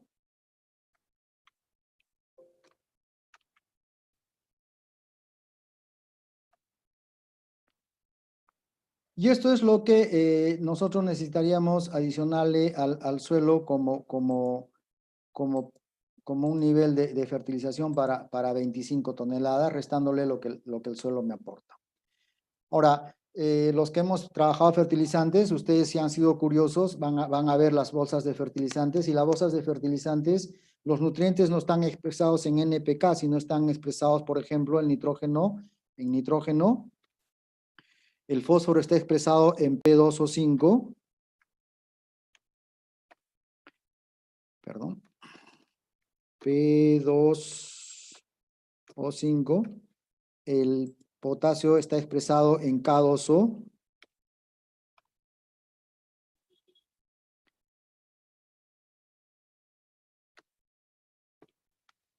El calcio está expresado en CaO.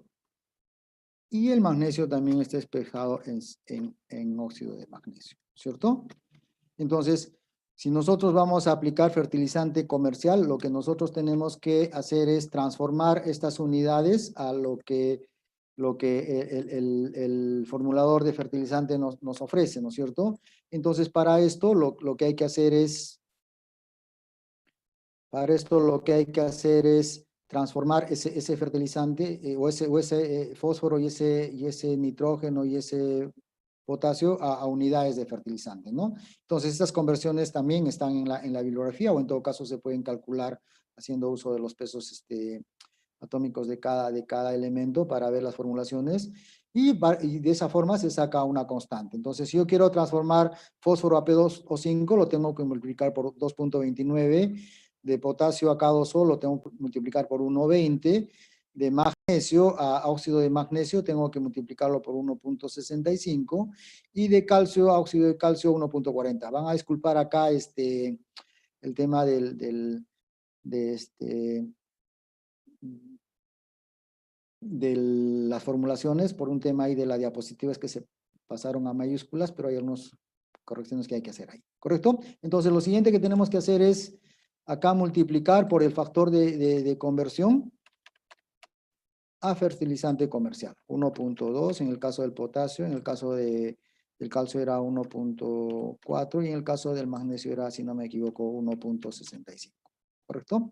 Entonces, ¿qué tengo que hacer acá? Multiplicar el nivel de extracción que me requiere el cultivo. Esto por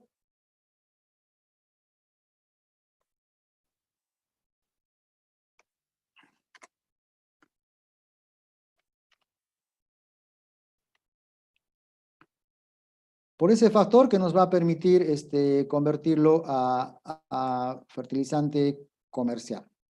¿Correcto?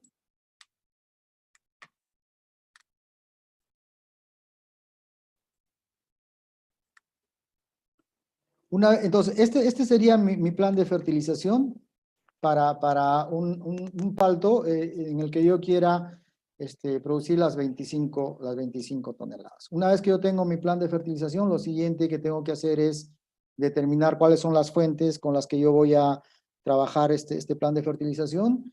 Y una vez que calculo la cantidad de fertilizante que tengo que aplicar, lo siguiente que tendría que hacer es determinar si es una fertilización en granulado, por riego, por gravedad, cuántas veces voy a fraccionar este fertilizante. Lo óptimo sería por lo menos hacer unas 4 aplicaciones de fertilizante, dividiendo esto en las 4 aplicaciones.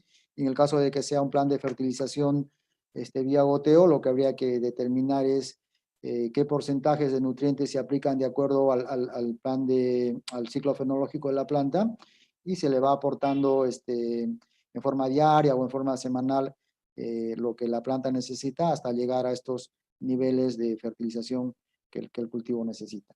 Entonces, para el ejercicio, voy a yo ayudarles, por ejemplo, a calcular un fertilizante comercial, y ya una vez teniendo ustedes ese cálculo, van a poder desarrollar el cálculo para los siguientes elementos, ¿no? Entonces vamos a trabajar el tema de granulado al suelo y vamos a, en este caso, poner un fertilizante granulado y vamos a trabajar el caso del fósforo porque el fósforo viene como un fertilizante compuesto, ¿no?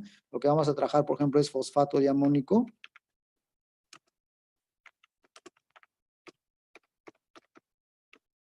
Que eso es el fertilizante que se utiliza para el tema de dar como fuente al fósforo, ¿no?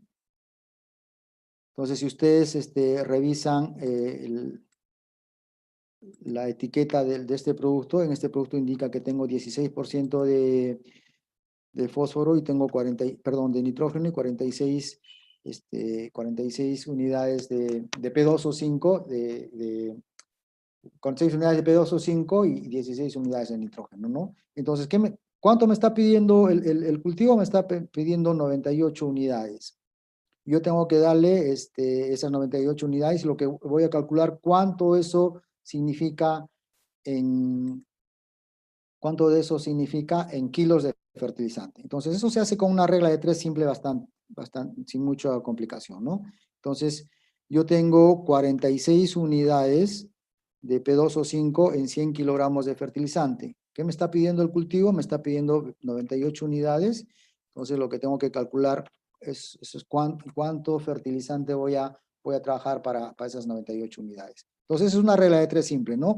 Multiplico 98 por 100 entre 46 y me va a dar la cantidad de fertilizante que yo necesito. Entonces, voy a hacer el ejercicio. Acá va a ser igual a lo que necesita el cultivo, ¿no es cierto? Esto por 100 y lo divido entre la riqueza del fertilizante, ¿correcto? Entonces, ¿cuántos kilogramos de fertilizante voy a necesitar para abastecer 98 unidades de P2O5? 214 kilogramos de fosfato diamónico, ¿correcto? Entonces, voy a comprobar si estos 214 kilogramos de, 214 kilogramos de fósforo me da las 98 unidades. Igual esto lo voy a hacer con una regla de 3 simple, ¿no?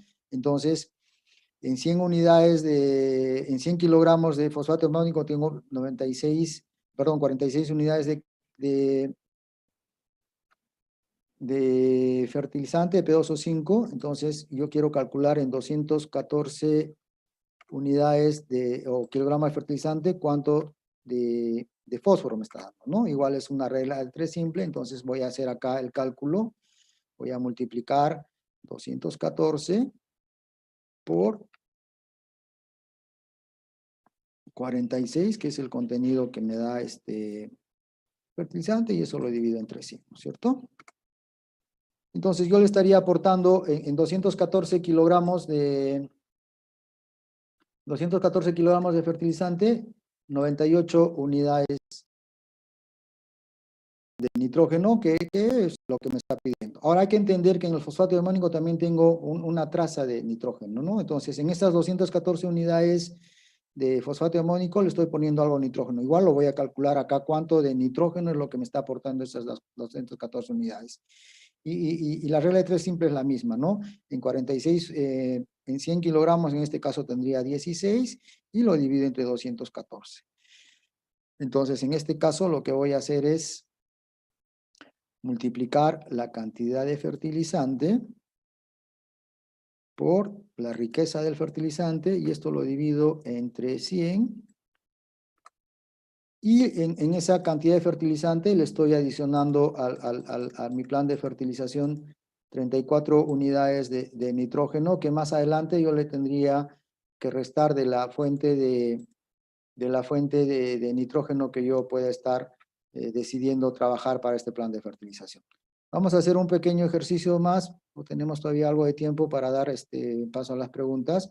Vamos a un poquito también a ver trabajar, en todo caso, el caso del nitrógeno, ¿no es cierto? Entonces, en el caso del nitrógeno tengo varias fuentes que podría trabajar, como estamos trabajando en este caso, un fertilizante granulado, podríamos utilizar nitrato de amonio, puedo utilizar urea, puedo utilizar sulfato de amonio, que son las fuentes de fertilizante comunes que tenemos en el mercado, ¿no? Ahora es interesante saber que así como avanza la tecnología, también la fabricación de fertilizantes ha mejorado bastante. Entonces ahora en el mercado tenemos un abanico de fertilizantes que nos permiten hacer mucho más eficiente el uso del nitrógeno, ¿no? Hay que entender que cuando nosotros aplicamos urea o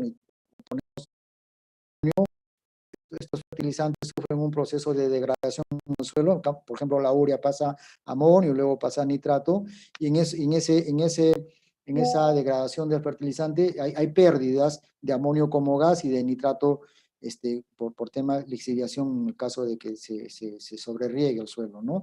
Entonces, ahora el mercado nos ofrece muchos productos que vienen con tecnología y vienen algunos productos adicionando algunos inhibidores de la nitrificación, en algunos casos le adicionan a los fertilizantes nitrogenados algo de azufre que hacen que sea ese proceso de nitrificación mucho más lento. Y en otro caso, la última tecnología que tenemos en fertilizantes es algunos fertilizantes que vienen se puede decir, protegidos por una sustancia que hace que estos elementos no se disuelvan totalmente de un solo momento, sino se vayan disolviendo lentamente en el suelo. Por lo tanto, el fertilizante me va dando nitrógeno, fósforo, potasio en forma lenta al cultivo, de acuerdo a cómo el cultivo lo va necesitando. Del productor, del empresario, del inversionista, de utilizar uno u otro fertilizante para hacer más eficiente su fertilización. Hay que entender que si yo le voy a poner urea, le voy a poner nitrato de amonio, mi porcentaje o mi nivel de eficiencia de ese fertilizante no llega ni al 50%. Entonces, yo tengo que ponerle la cantidad de fertilizante más 50% para suplantar la pérdida que estoy haciendo. Pero si yo utilizo algunas de estas tecnologías, ese nivel de eficiencia también va elevándose. Entonces ya no tendría que poner un 50% más, sino de repente un 10, un 20, un 30% más del fertilizante, ¿no? En el caso de que sea fertirriego, también algunas empresas nos están ofreciendo el ingrediente activo que se utiliza para estos productos que hacen que la nitrificación del nitrógeno sea mucho más lenta. Entonces nosotros podemos hacer uso de productos que inhiben la nitrificación del nitrógeno en el suelo y de esa manera podemos hacer más eficiente la absorción ya sea de amonio o sea de nitrato en el suelo, teniendo en primer lugar un poquito más de tiempo el nitrógeno en el suelo y en segundo lugar teniendo, por ejemplo, amonio, que es una fuente que la planta absorbe muy bien y que su metabolismo también es mucho más sencillo en la planta sin gasto de energía, ¿no? Entonces, para este caso vamos a trabajar un fertilizante común para no hacer propaganda a ninguna empresa, que sería el nitrato de amonio. Como les digo acá, ustedes pueden trabajar algunos productos que son de lenta liberación o con algunos adicionantes de nitrificación para ser más eficiente, ¿no? Entonces yo en este caso voy a trabajar nitrato de amonio y para nitrato de amonio la planta me está pidiendo 275 kilogramos de nitrato de amonio, pero ya el fosfato amónico me ha dado 34. Entonces para el cálculo lo que tendría que hacer primero en todo caso es restarle lo que el fosfato amónico me está indicando y luego hago mi regla de 3 simple, ¿no? Perdón, ¿qué pasó acá? Entonces esto menos esto, ¿no es cierto? Y esta vez era si tengo, perdón, un ratito acá tengo que, me olvidé de poner la cantidad de nitrógeno que tiene el nitrato de amonio. Entonces acá igual, ¿no es cierto? ¿Qué hago? Si en 100 kilogramos de nitrato de amonio tengo 33 unidades de nitrógeno, yo necesito ¿cuántas unidades de nitrógeno? Necesito esto menos esto, ¿no es cierto? Entonces le voy a poner 275 y acá sería X, ¿correcto? Entonces hago mi regla de 3 simple. Hago mi regla de 3 simple. Entonces esto sería igual a lo que la planta necesita menos el aporte del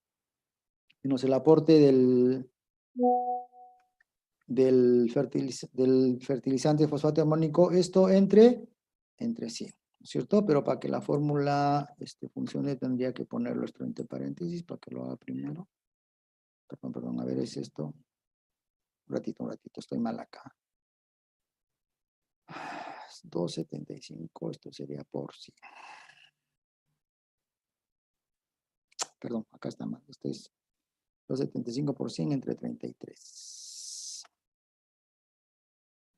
Entonces, esto es por 100 y esto entre la riqueza del fertilizante.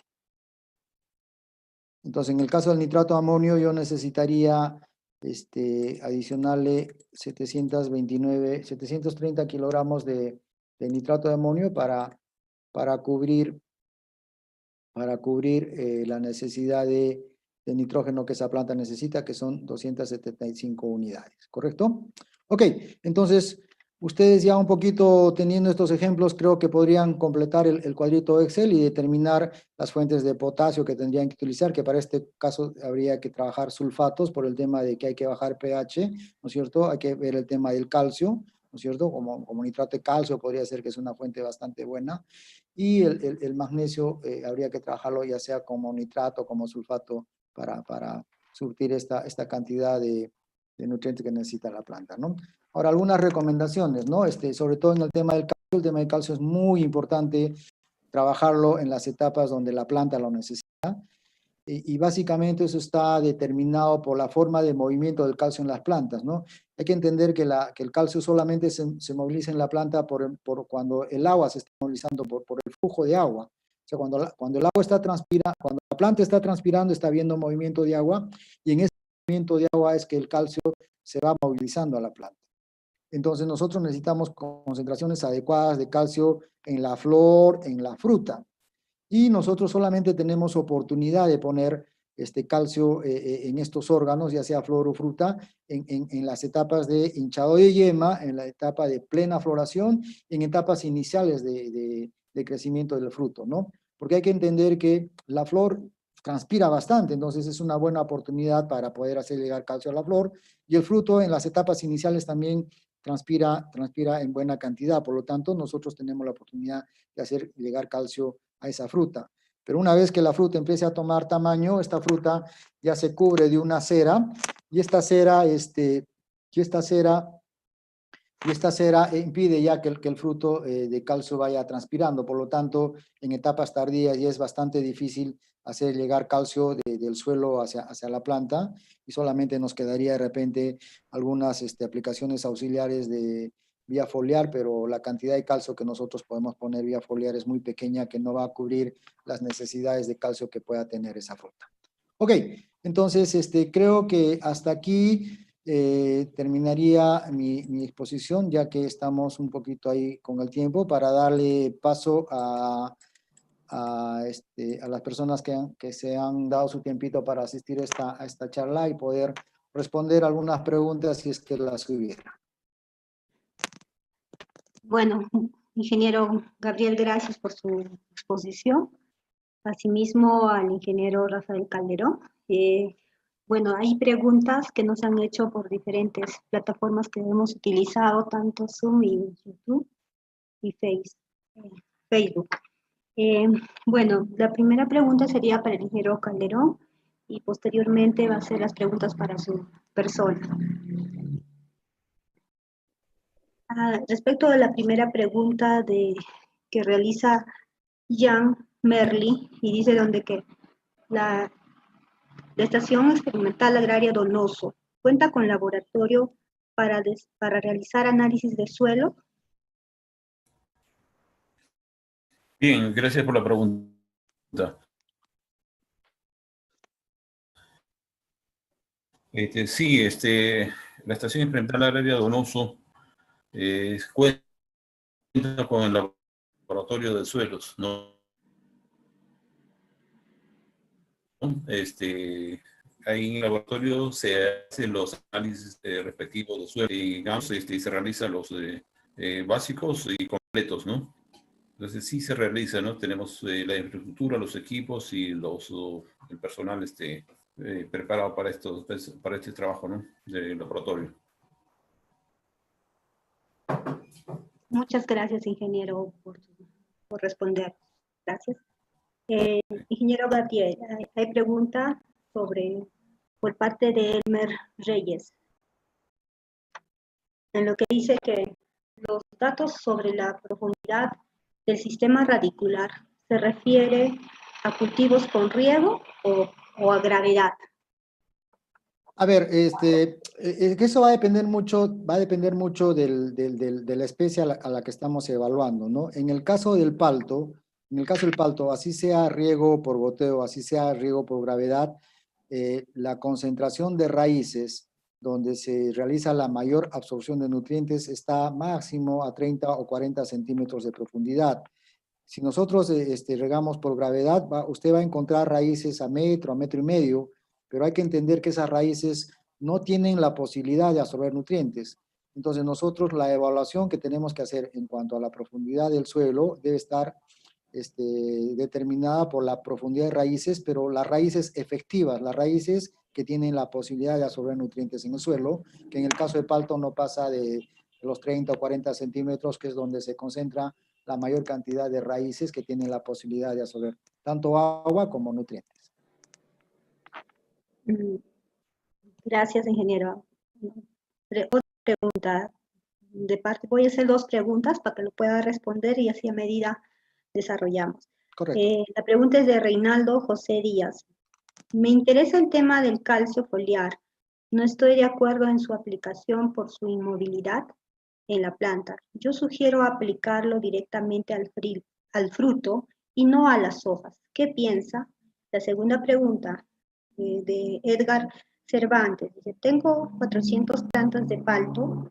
¿Me puede decir por qué un año me produce y el otro no?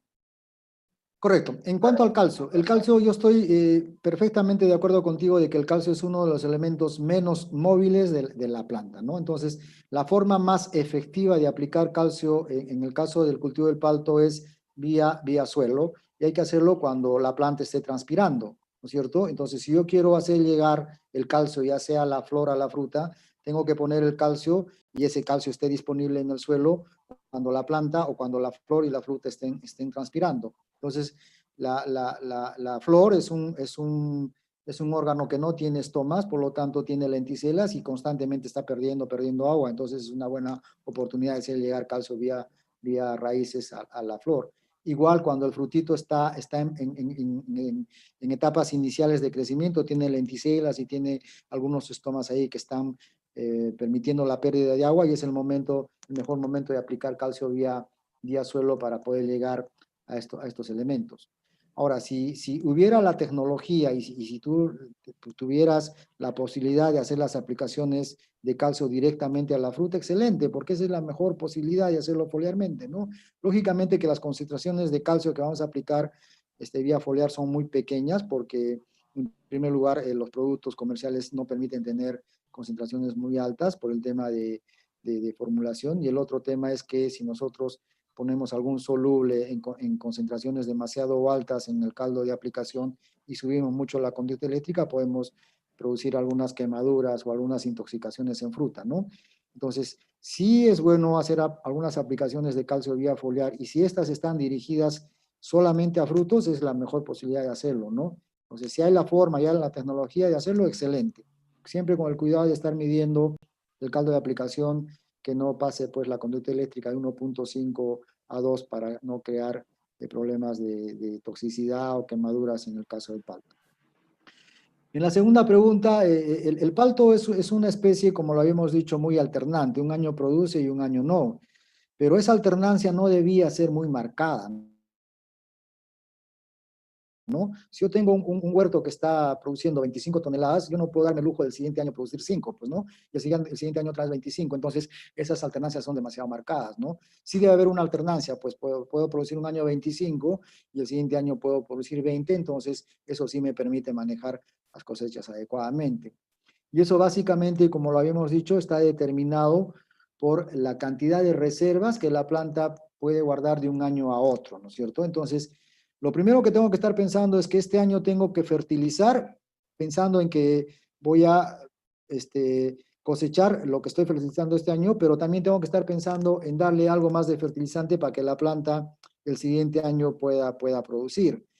Y les había mostrado algunas alternativas de evaluación para ver cómo están nuestras reservas, y esas alternativas de evaluación se pueden dar en las raíces a través de la medida de los grados Briggs, ¿no es cierto? Entonces, una vez que tú terminas tu campaña, y empieza la siguiente campaña, tendrías que estar midiendo grados virgen raíces para ver si esa raíz ha guardado nutrientes o no. Y eso debía estar mínimo en 10 grados Brix, habíamos dicho, en etapa vegetativa. ¿Qué otra forma yo puedo evitar el tema de alternancia? Un porcentaje de la cantidad de fertilizante que hemos calculado de aplicación, yo debía estarlo aplicando en plena cosecha, o en todo caso un tema de fertilización post cosecha, para que la planta en esa etapa, entre comillas, de descanso que tiene, que son los meses en que la planta se queda quietita un rato y está formando yemas para la siguiente cosecha, esa planta sigue fotosintetizando, sigue estando activa. Entonces, si nosotros le ponemos los nutrientes adecuados en el suelo, esa planta en esa etapa de descanso va a seguir almacenando nutrientes, y esos nutrientes tendríamos que ver, fotosintatos, y esos fotosintatos tendríamos que ver la forma de traslocarlos hacia las raíces, ¿no? Y para eso en el mercado hay muy buenos productos que nos ayudan a traslocar las raíces, y esos traslocadores están en su composición básicamente con calcio, magnesio, boro, y se le puede adicionar algo de molibdeno. Esa es una buena técnica para traslocar azúcares de la hoja hacia las raíces, que son los órganos de reserva. Bueno, continuando con la pregunta, Diego Escudero me pregunta, si en una parcela antes fue sembrada maíz, alfalfa o trigo, ¿es posible sembrar hoy en día cultivos de palto? La otra pregunta, Washington Orihuela, ¿es cierto que existen patrones para diferentes texturas de suelo? ¿Qué patrón se recomienda para suelos franco-arcillosos? A ver, la primera pregunta. Sí es posible sembrar palto en suelos que hayan tenido labores con otros cultivos anteriormente, pero lo importante y lo que yo me he dado un buen tiempo de recomendar en esta charla es hacer una muy buena evaluación de los componentes del suelo, ¿no? Entonces, esa determinación de qué hacer con tu suelo y cómo sembrar la palta va a depender de que me hagas un muy buen análisis de suelo, me hagas algunas calicatas para evaluar cómo están los horizontes del suelo, y si hay algunas costras de carbonatos, o de repente costras ahí de algunas arenas que pueden ser muy finas, que pueden estar trabajando como limos, y de acuerdo a eso se determinará si hay que hacer algún subsolado en el suelo, o hay que hacer alguna práctica agronómica que nos permita tener lo que pide la planta, ¿no? La planta pide tener un 25% de espacios porosos, y eso hay que dárselos al momento de la siembra, ¿no? Entonces es preferible trabajar el suelo antes de sembrar que una vez que el cultivo ya está instalado, porque ahí sí nos causa algunos problemas, y además que hemos perdido tiempo en que la planta no desarrolla adecuadamente, ¿no? Pues yo te recomendaría hacer un buen análisis de suelo y hacer algunas calicatas para ver cómo están los horizontes del suelo, y de acuerdo a eso puedas tomar alguna decisión de, sobre todo, hacer algún trabajo agronómico en ese suelo para lograr una buena aireación. En cuanto a los patrones, hay varios estudios, hay varias universidades que han ido trabajando el tema de patrones, y lógicamente que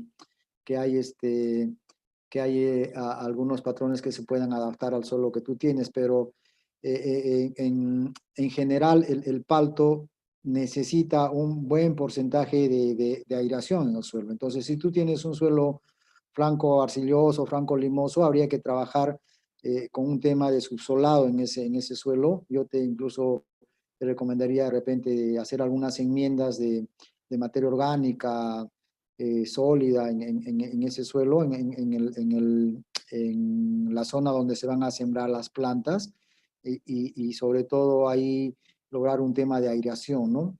Ahora, un tema que está funcionando bastante bien para descompactar suelos y para lograr temas de aireación es el trabajo a través de microorganismos en el suelo, ¿no? Y se han hecho muchos trabajos, y en el mercado hay productos que nos ofrecen alternativas para lograr esto, ¿no? Entonces, la limitante del suelo ya no es tan grave como antes. Sí hay que tener algunas consideraciones antes de sembrar el cultivo. Yo te recomendaría, más que buscar un patrón que se adapte a las condiciones, tú les des las condiciones a ese suelo para lograr ese porcentaje de aireación, ¿no?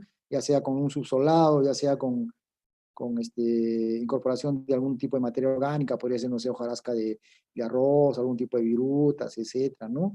Y sobre todo ahí hacer un trabajo con algunos microorganismos que puedan estar permitiéndonos que ese suelo más adelante no se compacte, ¿no?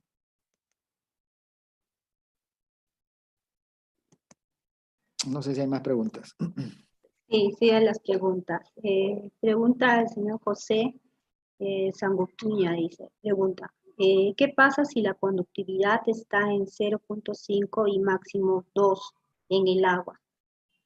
Y la otra pregunta es el señor Francisco Sánchez, ¿qué sucede si la planta la siembro en un hoyo de 1 por 1 por 1 y relleno con materia orgánica, en este caso el compost?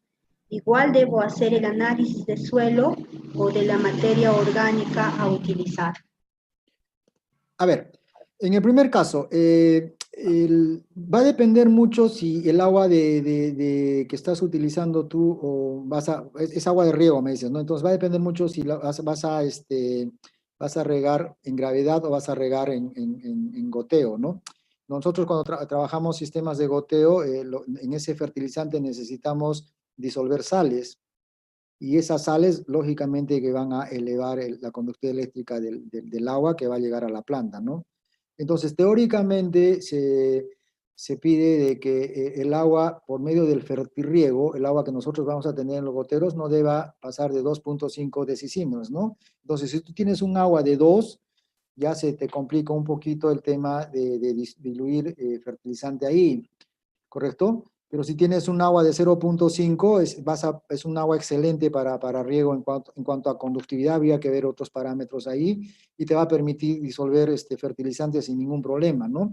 En el caso del agua de 2, habría que evaluar bien todo el análisis del suelo, a ver qué sales está trayendo ese suelo, si son sales, si son carbonatos, si son cloros, etcétera, o de repente son sales benéficas tipo calcio, tipo nitratos que puedan estar llegando ahí. Entonces habría que buscar un balance en base a concentraciones de elementos para lograr una óptima fertilización.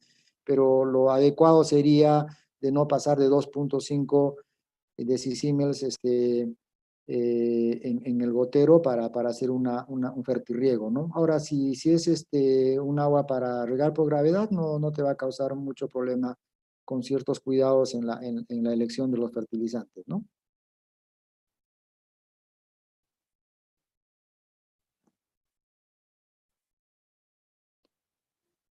¿Alguna otra pregunta? Sí, ingeniero, lo que decía de la materia orgánica. Perdón, verdad. Sí. A ver, mira, hay que entender, y lo expliqué muy claro al principio y me dio bastante tiempo a eso, entender de que las raíces del palto no profundizan, las raíces del palto crecen lateralmente, ¿no es cierto? Entonces, si tú me vas a hacer un hoyo de 1 por 1, tú estás prácticamente encasillando a ese suelo para que las raíces no crezcan más allá de ese radio que tú le estás dando, ¿no? Entonces, yo sí, de todas maneras, te recomiendo hacer un análisis de suelo para determinar cuáles son las características de suelo, qué tipo de suelo tienes, y de acuerdo a ese análisis de suelo se te recomendará si vas a tener que hacer un subsolado, vas a tener que hacer los hoyos que tú estás pensando, ¿no? Entiende que la inversión de palto no es poca, es una inversión bastante interesante, o sea, es bastante fuerte. Y si vas a tomar una decisión sin conocer más de tu suelo, sin haber hecho una calicata o sin ver las otras características que hemos revisado ahora, te puede pasar factura más adelante y vas a tener que hacer algunas enmiendas que te pueden costar mucho más adelante, incluso con pérdida de plantas, que si algunas enmiendas las puedas desarrollar ahora, ¿no? Entonces yo te recomendaría primero hacer un buen análisis de suelo y segundo realizar algunas calicatas en ese sitio, y de acuerdo a eso se te recomendará pues si es necesario hacer algún subsolado y de repente aplicar la materia orgánica en chorro continuo, y si las condiciones del suelo son las adecuadas, bueno, podrías hacer los hoyos, ¿no? Pero eso yo no te podría recomendar ahorita sin tener algunas luces más sobre cómo está el suelo y qué características tienen en cuanto a textura y en cuanto a otros parámetros. Bueno, ingeniero, hay varias preguntas, pero ya el tiempo nos ganó. Seguramente ya se le va a escribir. Hay una pregunta último que se le podría hacer, ¿no? Aquí dice, para condiciones de costa central, se recomendaría utilizar fosfato diamónico o fosfato monoamónico. A ver, lo primero que hay que definir si es un riego por gravedad o es un riego por goteo, ¿no? Hay que entender que el fosfato de amónico es